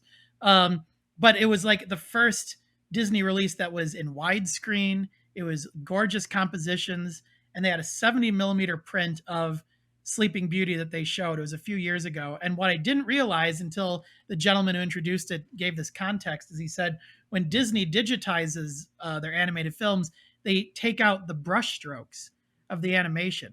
So you can actually see in those older films the brush strokes of the paint they're using to animate this stuff. So you can see that it's actually tactile, that it was handcrafted. It's like the tale of Princess Kaguya, this great I think Japanese film from years ago. There's a whole scene in charcoal. It's the mm, whole scene is just charcoal images, and there's something so visceral about watching work that you can tell has a tactile quality, just like with Wallace and Gromit, seeing like yes. the thumbprints on the clay faces. It doesn't take me out of it. It just makes me all the more amazed at what they had crafted. When you see Yeah. all that detail. That Yeah. that humans made this. Yes. Yeah. Yeah. Oh, that is so interesting that when you see an old Disney film on film, you get to see that stuff. But Yeah. who ever gets to see that anymore? I know. That's And I so wish they wouldn't fascinating. remove it, actually. Yeah, I think right. it looks more visually interesting with that left in. So, Well, yeah. I mean, I would not be surprised that, at the very least, just for a cash grab at some point, they might do further restorations of their films without. And I would much rather see that than these damn live action remakes Ugh, that are, for the most part, completely disposable. yeah, So, I have never seen a single one of their live action remakes. I good mean, for I've you. heard some of them are good, but I have not seen a single one of them. And No, I mean there's been a couple that are passable, but for the most part, why buy it's just as pointless as the Gus Van Sant shot for shot remake of Psycho, where it's like yeah, if you're really adding nothing to this, why are we doing this again? Well, money, that's of right. course why. That's really what it all comes down to. They can't come up with Yeah, original ideas, so let's just remake all these other movies that we already did because we have the technology to make them look a different way. exactly, exactly. Anyway, I'll get off my Oh, cranky old man pedestal, but I hey, just you feel, and me I mean, both. really, the Lion King 2019 is one of the worst films I've ever seen in my life. It's like a 2 hour Mr. Ed episode with these expressionless animals flapping their gums with Mm, no expression whatsoever. Like Simba's looking at his impending death coming down the mountain, the big stampede, and it looks like he forgot his keys in his car. He's like, oh, what? What? It's like, how am I, if he's not invested in what's going on, why should I be? I just forget yeah. Oh boy. Okay. Noted on that. it. The fourth definition for film, the synonym is just motion picture. Yep. There you Yeah, go. that'll be a whole other conversation. Um, filmless, that is an adjective. I'm so glad that we don't live in a filmless world. Oh yes. Let's see. It'd be Is so there less any interesting. really? Real quick, let's look at the etymology for this word. It is from the Greek pelma, which means sole of the foot. Hmm. Also from the Old English fel, which means skin. And so, I guess you could say that like your skin is like a film that covers your body. That's true. Oh, That's my true. body's covered in this film of skin. Yes. Thank God. Otherwise, I would really hard to be holding myself together right now. Yeah, Yeah. literally, Yes. literally. Um, let's see. I feel like I had another question. I do have here. I have a list of. Have you ever listened to the podcast "Films to Be Buried With"? You know what? Someone recommended that to me. It may have been you, and I've not heard it yet. It's There's so possible. many podcasts I have to catch up Too on. much. That's one I will Yeah. prioritize, though. Yeah. Well, I mean, it's all about movies, and it's a lot of fun. And I do have the list of questions here, so like maybe throughout the rest of this episode, I might throw you some of these, just to see what Oh, you yeah. come up with at the Please. top of your head. What is a film that scared you so much? Hmm. Well, now it's in my top three favorite films of all time, The Shining, Stanley Kubrick. Mm, I saw it. My great uncle, who lives in Low Point, Illinois, great history teacher for so many years. He's the closest thing I ever had to a grandfather because I never met either of mine. I love talking film with him. And my younger sister, my parents were out going somewhere. So he's like, "You want to see my favorite movie?" And he puts on The Shining. Now, he lives in the secluded house on the top of a hill with all this Native American paraphernalia because he loves Native American culture. So you have all sorts of artwork on the walls. So I literally felt like I was in the Overlook watching the mm, movie.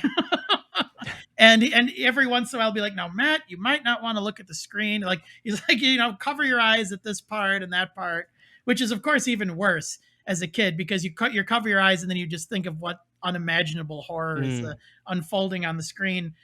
But that film so got under my skin. It still is the scariest film I've seen because of just the mood that it creates. You don't even need shadow or low lighting to really get under your skin in that film. It's the most incredible sound design. It's the most incredible composition, yeah. and again, like all great films, the deeper you dig into that film, the more intrigue there is. And of course, there's been all sorts of conspiracy theories about the meanings of things, and who even knows if Kubrick had any of them in mind. But he was the sort of artist like Lynch who made his work open to interpretation, deliberately open to interpretation, and would put little details in there. The whole idea that this hotel is built on a Native American burial ground and is haunted by these very overtly racist ghosts, and there's literally blood seeping through the walls. There's so much you can infer about American history, about the blood that's on our collective hands, about the cost of not learning from the past because you're doomed to repeat it.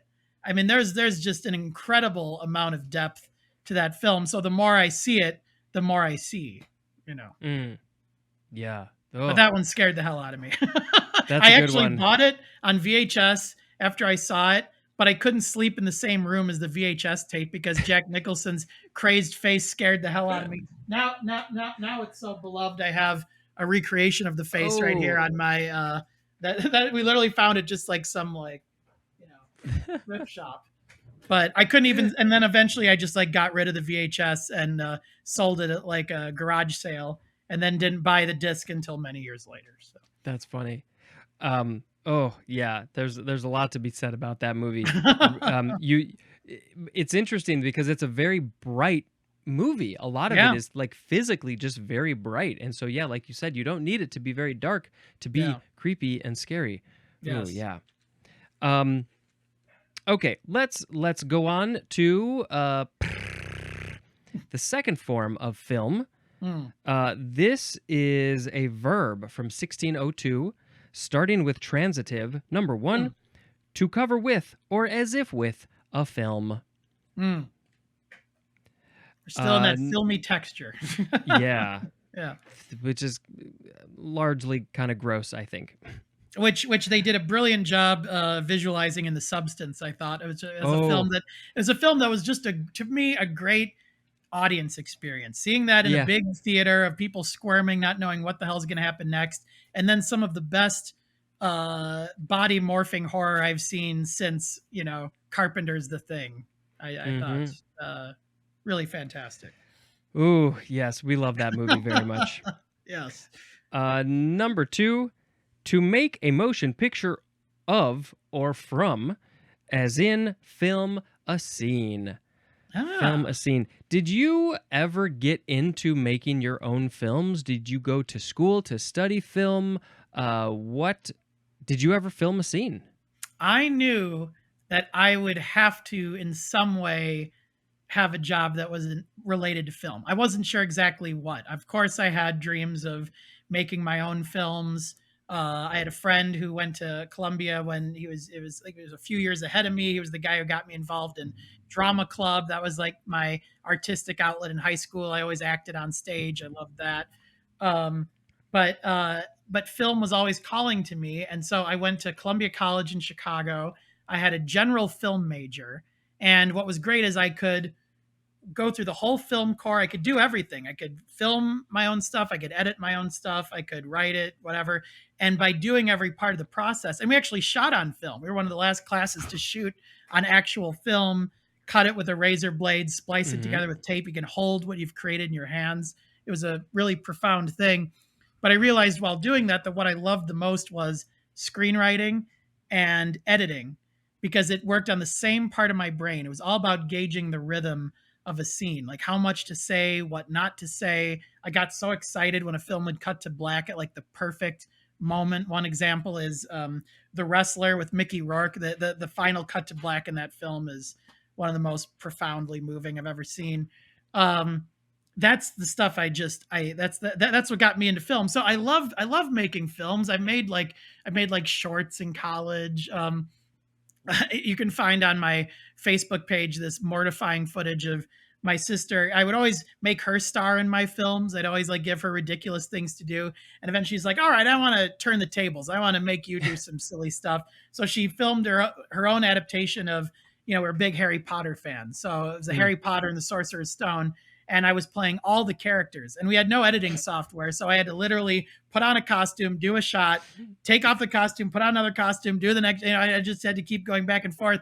And what's great is we're just doing this in our like family house. So it just looks like I'm like the biggest Harry Potter fan having a schizophrenic breakdown. It's hilarious.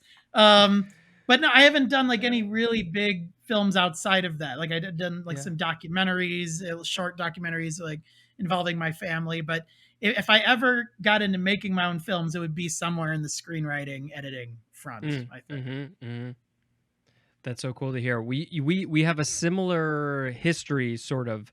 I also went to Columbia.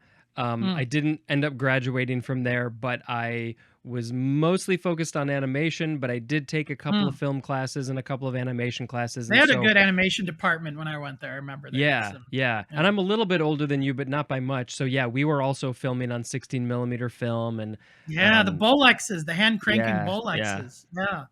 And they didn't lubricate the gears for one day. I had to bring it all the way back and like shoot it like my old like hometown. Had like people come out for it, but they didn't lubricate the gears, so the film was going either too fast or too slow through the camera. So I had to throw all my storyboards out, and I edited it into something that was more experimental, more abstract. And the class was like, "That's brilliant! How'd you think of that?" I'm like, "Well, problem solving. That's how I thought of it." Yeah. Because most of this wasn't intentional, but it was saved in the edit. Like so much is saved in the edit, Very true. Very true. Oh, okay. Lots, so many things to talk about with film. There's never enough time. I know. Let's see. Okay, now we have intransitive for the verb of film, which is number 1, to become covered or obscured with, or as if with, a film. Similar to your Vaseline description. Yes, I also think of what was that movie, Once Upon a Time in New York, I think, with De Niro. I remember because I took a film class. It was like all about gangster films.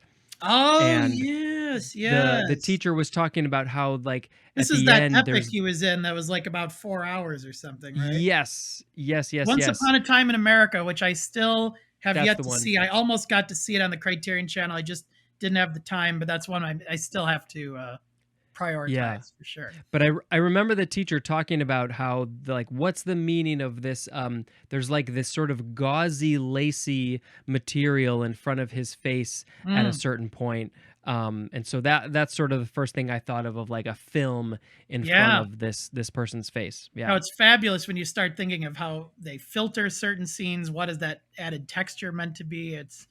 That's I mean, I could never be a cinematographer because just the stress of the lighting was just it didn't lend itself well to me personally, but God, I love studying it. I love looking at the visual. I almost went to see Nosferatu on the film print, but I saw a critic screening Mm. of it earlier, and the film itself didn't really work that well for me. It was just kind of a hollow experience. It didn't really scare me or anything, but it looks gorgeous.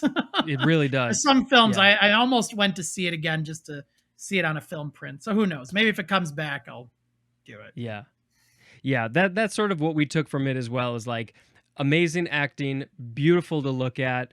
Hmm. It's fine. It's a story that's been told a few times. Yeah, it But didn't but really yeah, add anything new to it for me. It just kind of went through the motions, but it was yeah. beautifully shot, no There was question. some really cool stuff in there. Yeah. Number two is to make a motion picture. Let's go film a movie. Oh, I wanted to ask, what are your opinions between the words film and motion picture? Or, sorry, film and movie. Film and movie. I know. I feel like it's more just the meaning people put to it. I guess, film, people think, well, that's a more serious work, and movie is like, we're going to the movies. Let's just go have fun, watch some popcorn fluff or whatever. Yeah. I don't know. I mean, to me, I think they're more or less interchangeable, but that seems to be the meaning that's been imposed upon them over time. Like at the movies, like go, get your popcorn and sit down and just have fun. And film is when you have to, dress up nicely and put on your professorial glasses. I don't know. I don't think there's really that much of a difference, but I think people have put that meaning on there more than anything. Yeah. I feel the same way. It's sort of taken on that meaning of a film is something that's a little bit more serious, maybe independent or foreign or dramatic or whatever, and a movie is more fun and whatever. Yeah. Um, What's nice is, uh, and then when you write a review, you don't have to overuse either word because you can change between them.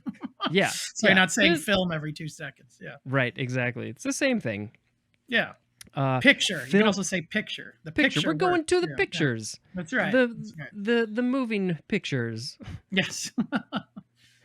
Filmable. That is an adjective. Hmm. Um, let's see. Let me ask you another question from this list. Yes. What is a film that makes you cry? Okay, so we haven't really discussed Mulholland Drive, but it's one of my top three favorites. The Shining is another. It's a Wonderful Life, right in between. That completes the trifecta of my favorite films. And if there's anything that connects those three films, it's this idea that, to me, film is this, like, it's a collective dream world that we're entering, that we can enter in order to escape, but also to make sense of our waking life. And what I like in all three cases is there's some other parallel reality, dream reality dimension that the characters are interacting with in all three films that then brings their waking life into a greater sort of clarity. Mm, And It's a Wonderful Life is of the three films certainly the one that has the biggest emotional impact on me, in terms of making me cry every time I see it. It's the film that my family usually watches once a year because that was like the Christmas tradition. That was, yeah. it's one of my parents' favorite films. And the older I get, the more I see just how much of George Bailey, the character Jimmy Stewart plays in one of the greatest cinema performances, how much of George Bailey is in my dad, because my dad had certain ideas of what his life would be once he retired. He was Mm, a social worker for 30 some years at a elementary school, very beloved guy. And as soon as he retired, my mom, who had been diagnosed with multiple sclerosis, her body just more or less collapsed right as after his retirement, and he became the primary caregiver for my mom. I would go out there many times, helping out as much as I could, in the early years of that.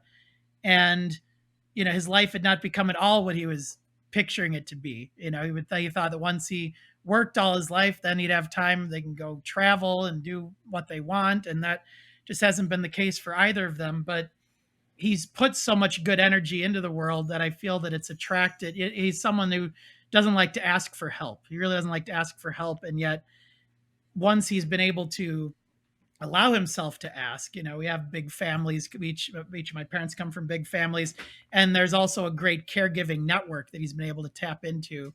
That he's really, in many ways, been, I don't know if I want to say saved, but he's been greatly helped by the community that he's gathered around him, and that is why that movie makes me cry every time I see it, because it's about the energy you put into the world can sometimes come back to you in unexpected ways, and the community rallying around him at the end.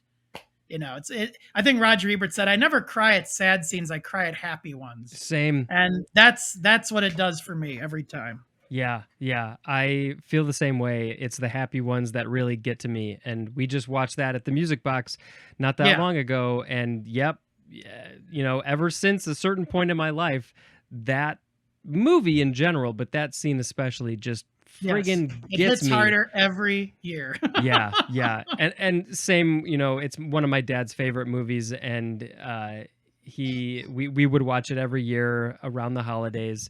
And Yes. it's maybe my dad, not to the same extent that your dad is sort Mhm. of George Bailey, but Mhm. in a similar way, I think that he also feels like his life didn't maybe quite go the same way that he thought it might. No. And no And one's does. That's no, really why it's so universal. No, anyone can have preconceptions of what, and even people who achieve great things, they still have, there's an empty void in there somewhere, something that's unfulfilled. It's like we yeah. all have our own version of what that is, and I mean that's why it's the most powerful film I've ever seen. Yeah.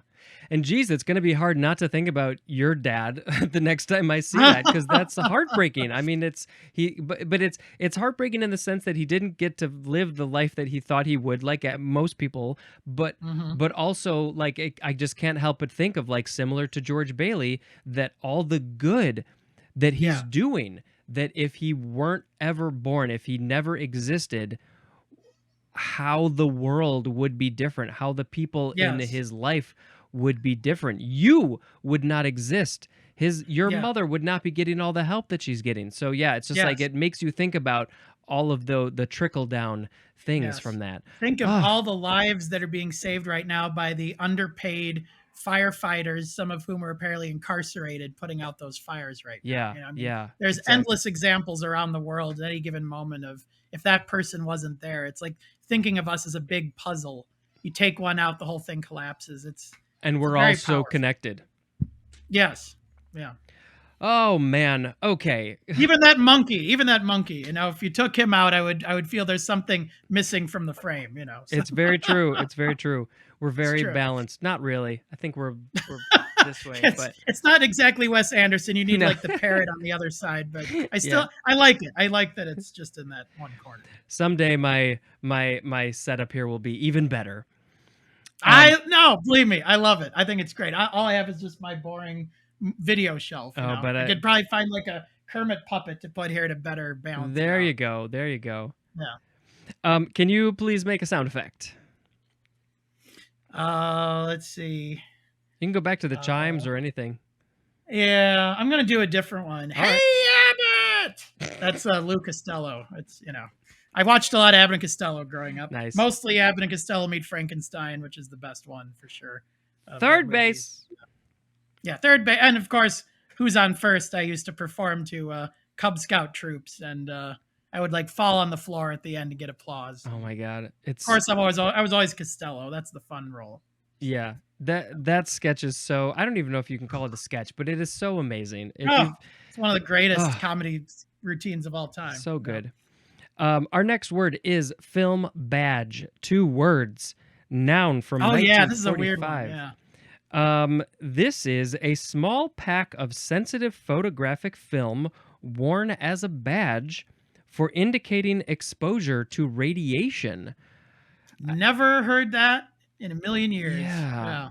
I Very interesting I and very specific too. right, right. Not like I could relate that to some scene in a movie. Although, I mean, Maybe there's a scene like that. yeah, there's probably some scene that, utilizes this or shows it in some Exposure way. to radiation, you go to Silkwood, something like that. But it's like just to have a film badge specifically. I haven't heard of that. Yeah. Yeah. I think I've heard of this, but I'm not like entirely sure what it is. But I Yeah. think it's basically like, yeah, if you wear it, and if it shows that it's been exposed, that means that you've been, or if it maybe how it's been exposed, it shows that you've been exposed to radiation.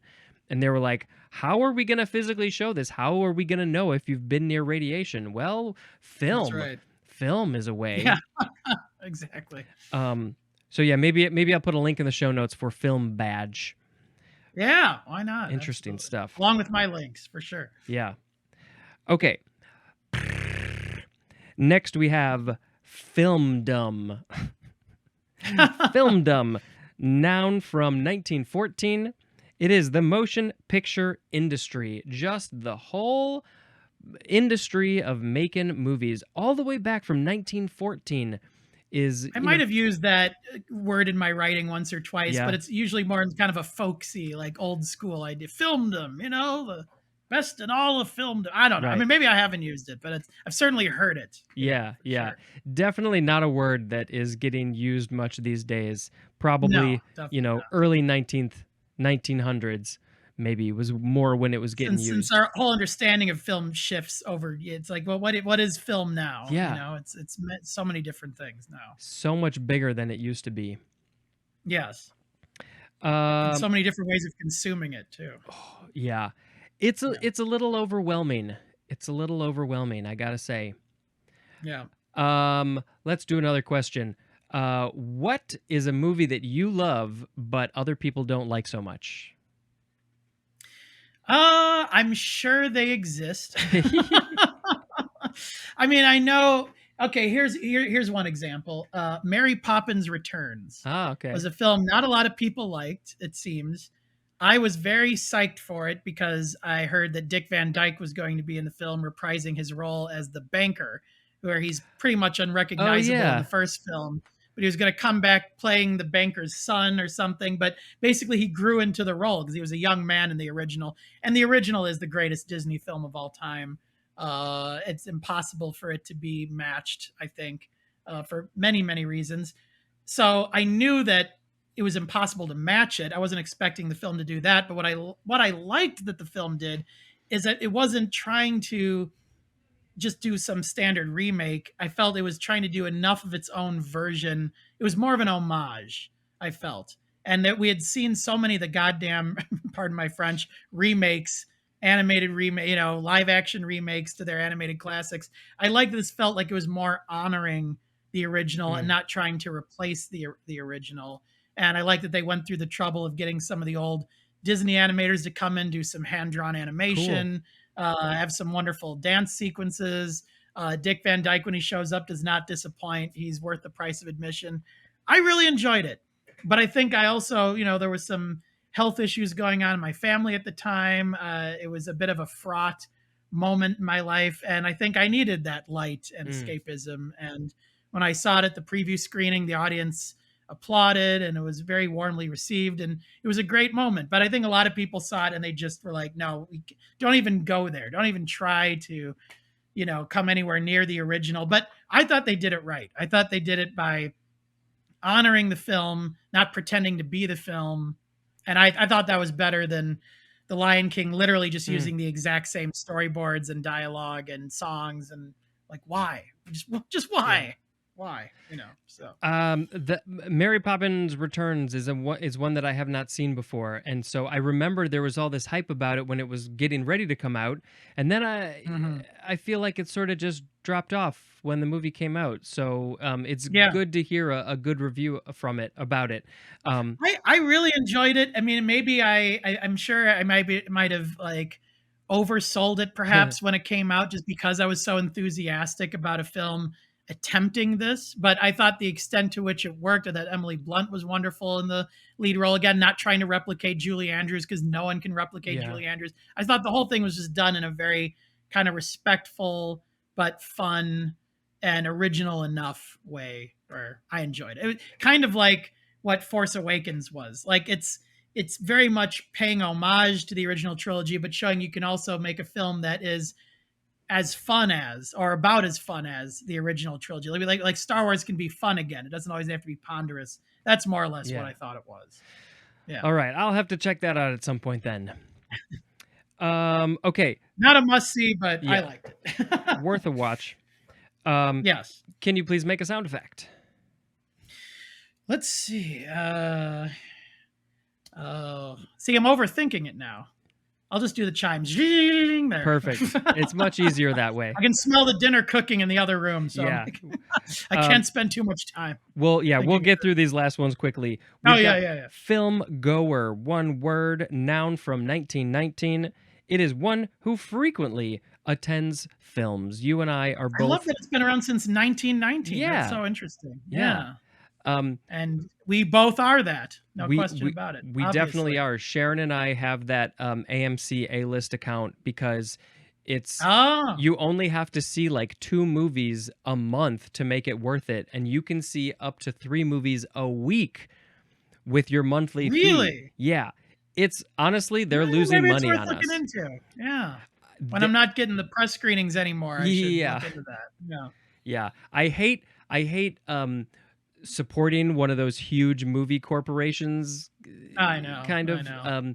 But at the same time, like, we are saving so much money on this and getting to see a lot of movies in the theater. So I definitely think that's great. Well worth it. That is very good to know. Absolutely. Yeah. And of course, we have our dual music box membership. Yes. Which, it's always nice. Yeah, for sure. You guys live a lot closer, so you get to see more than we do, but we're going to see The Brutalist on 70mm on Saturday. Nice. And very excited. It's one of the year's best films. Yeah. I can't wait to see great. that. Yeah. That's the sound of the 70mm projector.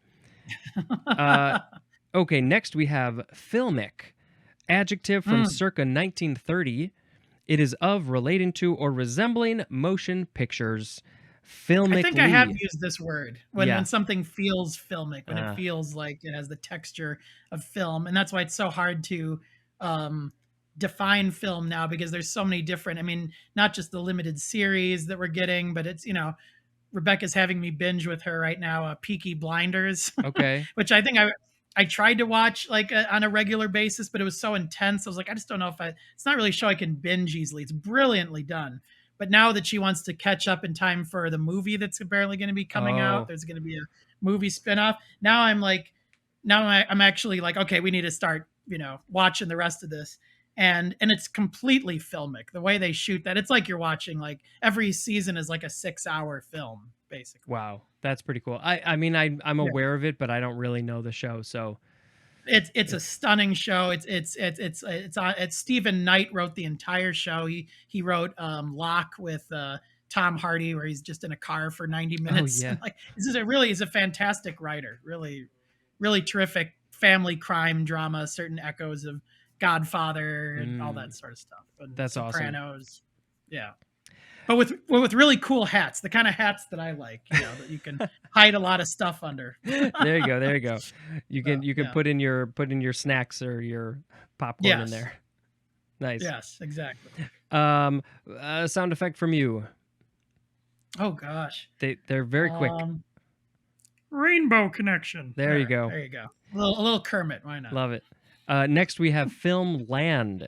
One word. Film land. Yeah. Oh. Noun from 1913. The synonym is just filmdom. So it's just all of the whole movie industry is the film land. Now, when you said film land, it made me think of how wonderful it would be to have a board game for kids like Candyland, but film focused, like getting kids interested in film through a board game, I guess. If kids still do board games, who knows? I certainly loved them as a kid. Yeah, for sure. I think there's a way. There's a way that we could brainstorm this. We could make a film land, Candyland like game. Throw a little bit of those like mousetrap embellishments on the board and get kids excited. Yeah. All right, let's make it. Okay, next. It's filmmaker.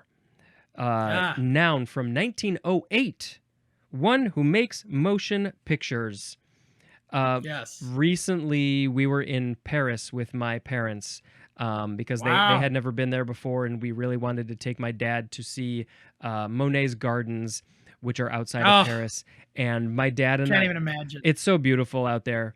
And my dad and I went to this Georges Méliès Museum.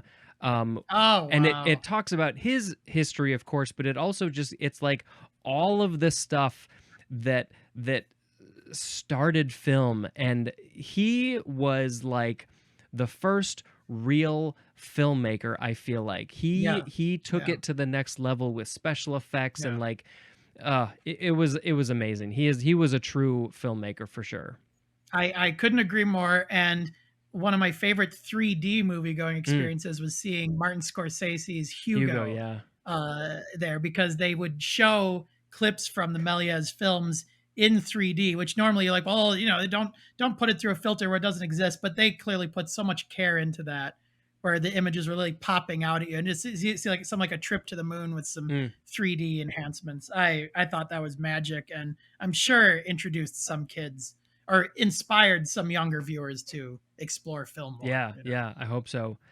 I gotta say, I mean, I just similar to you. I've always wanted to be in film and to be a filmmaker in some way. I've always sort of been on the periphery of it. Mm, You know, I studied it to a degree, and I mostly editing, and my day job is, you know, it's video editing related. But I feel like now with this movie that we are making, we are finally getting that chance to be filmmakers in some form. And I'm like, okay, act 3 of my life, let's get this going. It's been that's fabulous. Well, I mean, you're both clearly so gifted, and I loved the recreation you did of the what was it, Peggy Lipton and Everett yeah, McGill's big kiss in the return. That was so lovely how you did that that. was a lot of Yeah. fun. Yeah, Sharon has an eye, and I think I'm talented in certain ways, so I think we're a good blend. So we'll see where this filmmaker world goes. And you know, Oh, you absolutely. You complement each other like Rebecca yeah, and I do. exactly. Yeah. Um, and you've got an eye for film writing, so maybe there will be something down the line. Oh yeah, for Um, sure. can you please make a quick sound effect? Quick. There you go. I don't know. A bit Mickey Mouse-ish. Yes. Next is filmmaking, noun from 1913. The making Mm. of motion pictures. Wow, it's just right Mm. there in the name. I know. It's almost becoming redundant at this point, since we found a way to link film to every Yeah, every other word on the page. it's not hard to do. Do you Uh, have a favorite film? I said my 3 favorites. Do you have a favorite film? man, it's so hard. I mean, so like Yeah. my childhood for my whole life, I always said the movies that I loved when I was a kid are like Labyrinth, Princess Bride, Nightmare Before Christmas. You know, those Mm. were like the I love standouts. all 3 of those. Right. Yeah. And then when, you know, in my like early 20s, the standouts were like um Fight Club, Memento, Eternal Mm. Sunshine of the Spotless Mind. Yep. Feel like there might have been an Matrix, like that broke Mm, my of brain. course. Yeah. But All like those films get you thinking more about the craft and what is possible, and how to subvert it and yeah. experiment and all that. Yeah. So I don't know. I've never been the type of person to be able to come up with like a top 3 or top 5 because like I just Not necessary. It's yeah, not. I Yeah. just love all movies. I was never Mhm. a very critical person. I've gotten a little bit more critical as I've gotten older, but like there's always something enjoyable for every movie that Mhm. I've seen. You know, some are more enjoyable than others for sure. But But yeah, there's ones that you've returned to more often, I'm sure. yeah. I mean, for Yeah. me, the classic answer, the best answer is probably The Nightmare Before Christmas because Sure. on so many levels it just struck me. I was 13 when that came out. Yeah. I have countless like you know t-shirts and products of this movie between Yeah. the themes of horror, Halloween and Christmas and stop motion animation and music and Tim Yeah. Burton and all that stuff. It's like it just that's like my identity in a lot of ways, and so I can't Yeah. escape that one. So I'd probably have to pick that one, but like man, there's too many good movies out there. Yeah. Now that film's a masterpiece, and one of the just greatest expressions of just pure multifaceted talent. Like one of the first things that really hit me, like this one person did all of this, is Danny Elfman singing as Jack Skellington, lyrics that he's written, music that he's written, the song "What's This." Yeah, It's just, to me, that's just one of the most exhilarating scenes in cinema. I think it's incredible, yeah, and the tour de force of him. When he and Burton were starting out, they had as potent a collaboration as Alfred Hitchcock and Bernard Herrmann, or certainly Spielberg and John Williams. Like there was really special what they did together, and the fact that Elfman never even got nominated Mm. for any of his collaborations with Burton during those first years is stunning to me. You know? Genius composer. There's actually a Yeah. really great podcast about the making of Nightmare Before Christmas. It's they interview just Mm. all people who, animators, camera people, set builders, prop builders, costume makers. They interview all these people. It's so Oh, fascinating. I I'll loved it. have to I'll have to listen to Yeah. that for sure. Yeah. All right, we got one more word for this episode. All right. It is the word film noir. Two Yes. words. Filmnoir. It is a noun from 1958. This is a type of crime film featuring cynical, malevolent characters in a sleazy setting and an ominous atmosphere that is conveyed by shadowy photography and foreboding background music. Also, Yes. a film of this type. What do you think about that definition? After all the more confounding definitions we've gotten, it is interesting to have one that seems so very particular. Very specific. Very specific, and obviously it doesn't encompass all the different forms of what film noir can be, but it's, I guess in a sort of generic sense it gets across the idea. I don't know. I Yeah. mean, it's Eddie Muller is the wonderful TCM host. He has his Noir Alley, segments on Turner Classic Movies, my favorite channel on television, and he comes out to the Noir City Festival in Chicago, I think, every year to present stuff. And we went there for a screening of Thief, the Michael Mann film with James Caan that was shot around Chicago and has this great Tangerine Dream score, very 80s. Mm. And it shows you how great a noir city Chicago can be when lit in the right way. It was really quite wonderful to see. Yeah. I think the thing that got me in that definition was two things, I guess. Malevolent characters and a sleazy setting. And I feel Yeah. like there can be film noir movies that don't necessarily have malevolent characters, although that's probably No. more common. But a sleazy setting, it's like, it doesn't have to be sleazy. I haven't No. seen a lot of film noir movies, but I don't know. That felt a little bit too much to me. Sounds more like the production code wrote that. Yeah, exactly. Like the production code thought it would scuzz this sleazy stuff. Like my dad, one of the reasons why my dad loves watching the Noir Alley stuff and I actually told this to Eddie Muller when he was at the Music Box is, sometimes you don't want to fully escape into the dreamland of the perfect idealized fantasy of what life can be. It's like when you're dealing with challenges on a daily basis, it's like there's something almost cathartic about watching the noir characters struggle. Because to me, it's more about tragic characters more than malevolent. Mhm. Because there can be people who have flaws, who have these, they're like Sisyphus moving the boulder up and it falls back again. It's like it's the unjustness of life that noir captures so brilliantly in many different ways, not just in the sleazy, malevolent ways. And there's a lot of great noir, a lot of noir that I hadn't seen until I finished my Roger Ebert great movie list. Oh, yeah. A thon. There's a lot of great stuff on there. I mean, there's a film called The Naked City. Have you seen this? No, it sort of sounds From- familiar. It's like one of the first films to have that idea of like almost like a based on a true story sort of crime thriller scenario. And Barry Fitzgerald plays the main detective, and he's just so lovable. He's fantastic, and he sees right through the sleazy operators. There is sleaze for sure, but doesn't necessarily have to define what it is. In a Lonely Place, I think, is a film with from It's a Wonderful Life, Gloria Graham, and she stars in it opposite Humphrey Bogart. And I thought that was one of the most like emotionally gripping films of just this relationship where there's clearly red flags, but she wants to stay with the guy, but it's just, you can tell that there's just a ticking time bomb under all of their scenes, kind of similar to what De Niro does so well with Scorsese. And Gloria Graham, who plays, you think she just kind of plays sort of like the sleazy, femme fatale types. She gave some of her best performances in noir films, and it's wonderful to see seek out her work and that stuff. Yeah. Oh, I've been saying this my whole life. There's just too many movies to watch. I have I so know. much work to do. You have to somehow live with the sense of peace that you'll never get to see everything. Yeah. You just kind of just be open to what's out there. Right. You know? Right.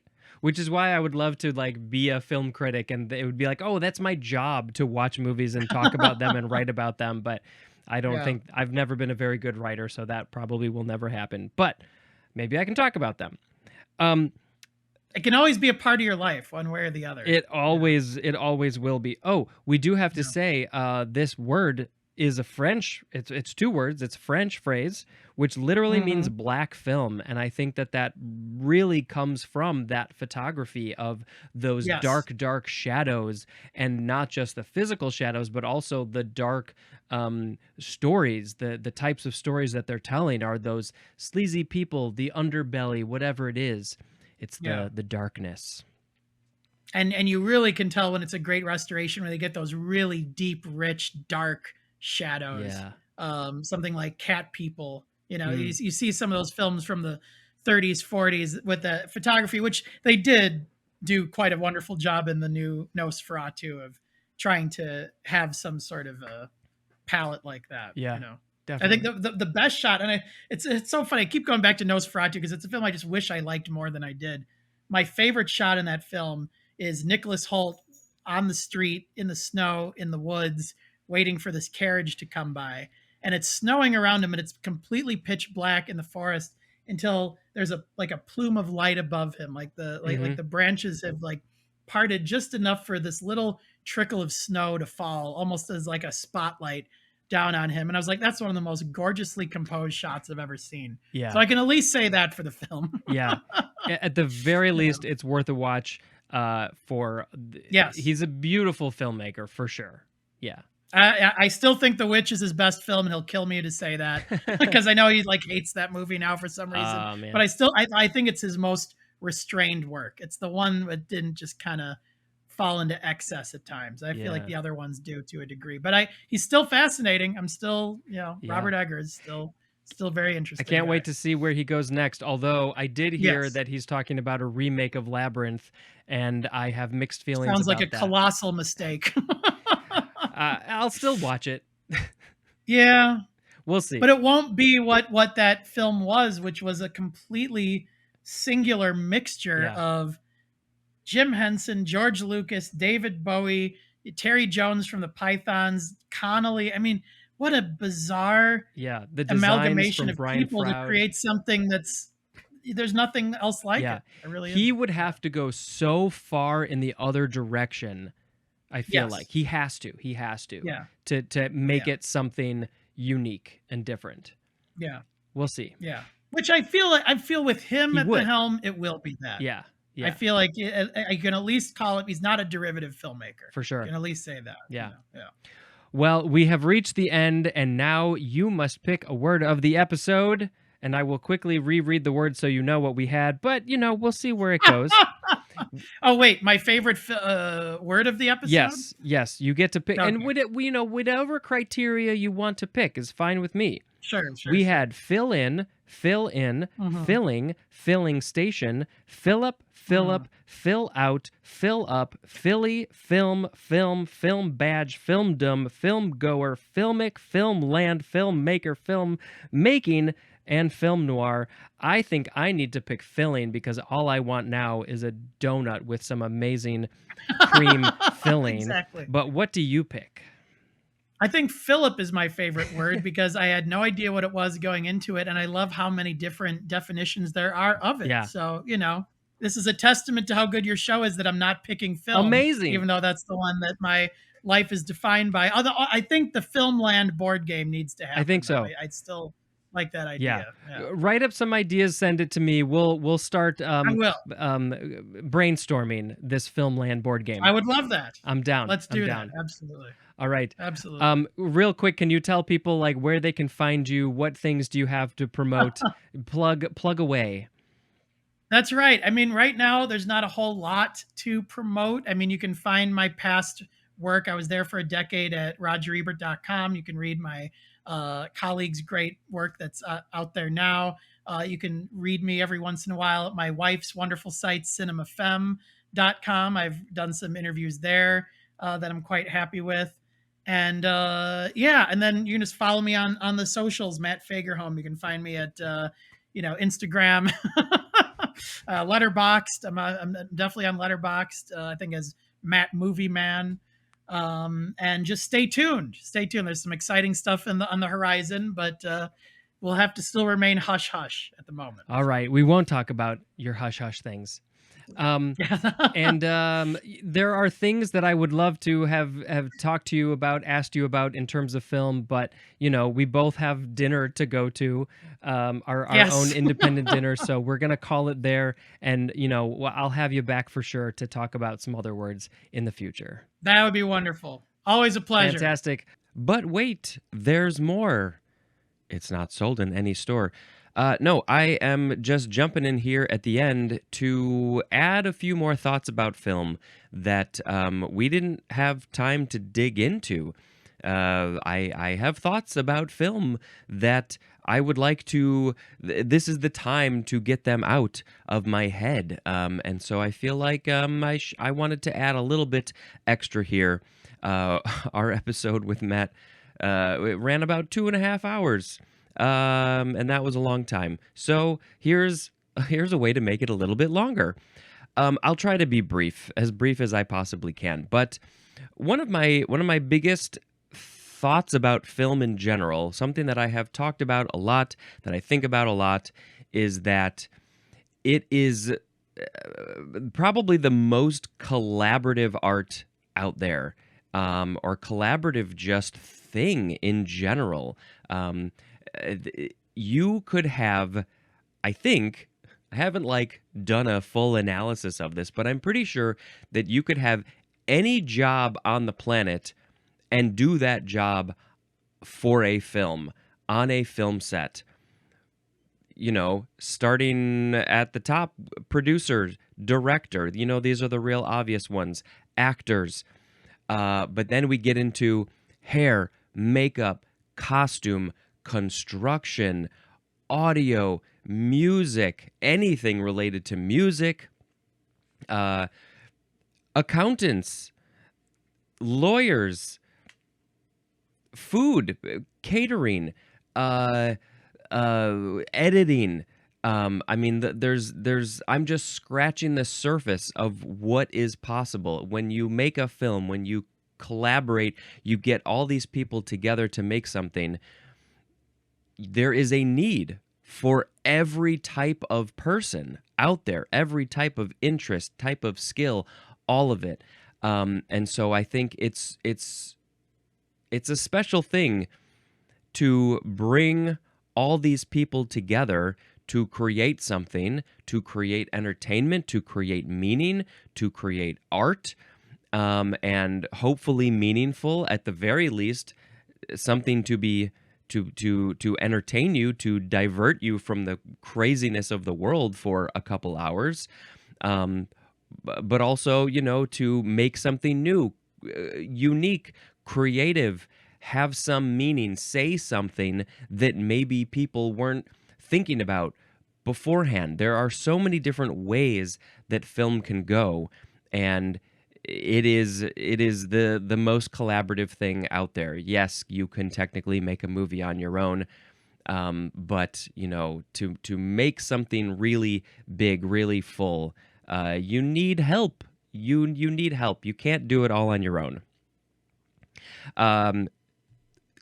Interesting note, not that interesting maybe, I don't know. I just rewatched the movie Flow yesterday, and I tried to pay attention to see how many times the director's name popped up. And I think there was at least 10 times his name was in the credits. He had his hand all over that film. What else to say about film? There's this phrase, the language of film, and I'm probably not the best person to give the best description of that, but I did a little bit of Googling to talk about it a little bit. What the Google AI says, some elements of the film language are cinematography, editing, mise en scène, sound and music, and performance. So, what these break down to, cinematography is basically like what it says is the art of capturing visually appealing shots, including camera angles, movements, and lighting. So, how the camera is composed, where it is in the space, how does the camera move, how is everything lit, right? That's all about cinematography. Sort of related, jumping to mise en scène. I don't remember the exact translation of that, but it's how the scene is set or staged, including the range of space, decor, and setting. It's basically what's in the shot, right? That it's related to composition, but it's like what is there? What do you see in the shot? And then, color, space, negative space, how is it balanced? The physical stuff that's in the shot. Editing, that is a huge one. I mean, they say, the film is written when you write the screenplay, and then it's written again when it's shot, and then it's written again when it's edited. I think actors are always impressed with how the editor can pull together all of those different takes that they did, because they usually do a lot of takes, and it's fascinating to see how it all comes together. But it's not just the editing of a person's performance or a dialogue scene, it's the editing of an action sequence, the editing of the whole thing in general. What's the pacing? Are there slow? Is it paced slowly, which means there is a lot of long shots, or is it edited quickly with lots of short shots edited quickly together, going back and forth between those slow and fast pacing? Where and when do you decide to put in scenes? How do you decide to go flash forward, flash back? Is it chronological? When to go from this scene with these people to that scene with those people? How is it all structured together? There's a lot to do with editing there. Sound and music. Sound and music. You cannot over-explain, overestimate the importance of sound and music. Now, granted, you want to make a silent film, make a silent film. That's a cool limitation to put on yourself. I would like to try some of that. But the music specifically is there to tell you how to feel, which is something that I've been sort of more consciously realizing in recent years.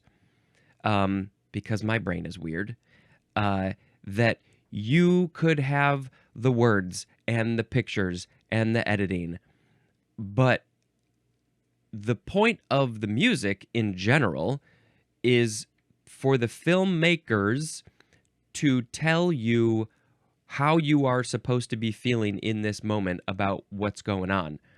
There could be a really emotional scene, but without the music, is it going to be as emotional as it could be? Or in a horror movie, are you getting rid of music to create some feeling, or are you adding some sort of scary, suspenseful music to make the audience feel suspense, even though they might not if there wasn't music? It's there's no right answer. There's no right way to do things. That I think the idea of music specifically in a horror film, in a sequence, a scary sequence, is fascinating because you're telling them what's going on. So if you are making scary sounding music, when the visuals aren't necessarily scary, you're gonna feel scared. But then what is it like when you get rid of that? That is a very artistic, creative choice. I mean, I could go on and on about this stuff, especially if I have specifics. The last thing here in this AI list is performance. The performance usually of the actors. It says facial expressions, body language, voice. How are they performing the lines? How are they performing with no lines? The reactions. Do they say anything at all? What are they doing with their face, with their body? And how does that add and change? It's, there's the interesting idea of, does the director producers hire an actor to do what that actor does, or is the director gonna like really direct them and tell them, this is how I want this character to be, this is how I want you to perform it? And of course that all depends on so many factors: the script, the director, the actors, the producers, everybody involved. um what else to say? I mean, yes, of course, I could go on forever and ever. There's a link I found. It's called "What is Cinematic Language and How Do You See It?"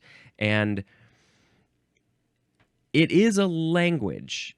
It's there's grammar, there's structure. I'm sure if I read this whole article, I could give you a lot more information. But I've studied film to a degree, more than the average person. But also, I have a weird way of seeing the world and seeing film, and so I'm maybe not always the best person. But I love it. I it's I don't know. I'm at a loss for words. Like I said, it's this collaborative art. Collaborative art. It is an amazing combination of so many things coming together to create something hopefully interesting, unique, entertaining at the very least. And it's just this amazing form of art, just like all those other forms of art out there. This one, for some reason, struck me when I was a kid, and it has never let go of its grip. I will put this link in the show notes. It looks like a very long article with links and videos and images and lots of stuff.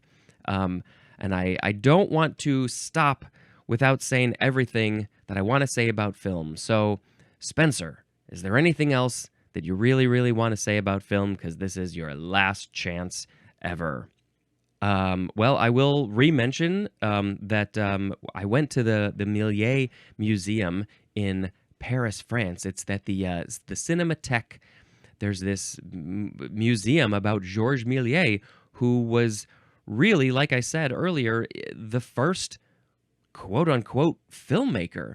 I think he had like a stage background, and film was just getting started. There were all these, proto early forms of film and animation, and he sort of took that, and he took his stage experience, and he was a magician too, I think. And so he was always interested in the idea of illusion and creating something new, and editing. You could stop the camera or edit a section out to make it look like something has disappeared or appeared or got animated. Maybe he played with stop motion too, and he put all this stuff together, and he changed the course of film. Would it have gotten there eventually? Probably, but he was the first to do it, and he made it happen early. And I strongly recommend that you go learn about him. First off, watch the movie Hugo. He plays a big role in that movie. But then, dig in, look for some of his old films, read up about him. If you get to Paris, or if you live in Paris, go to the museum.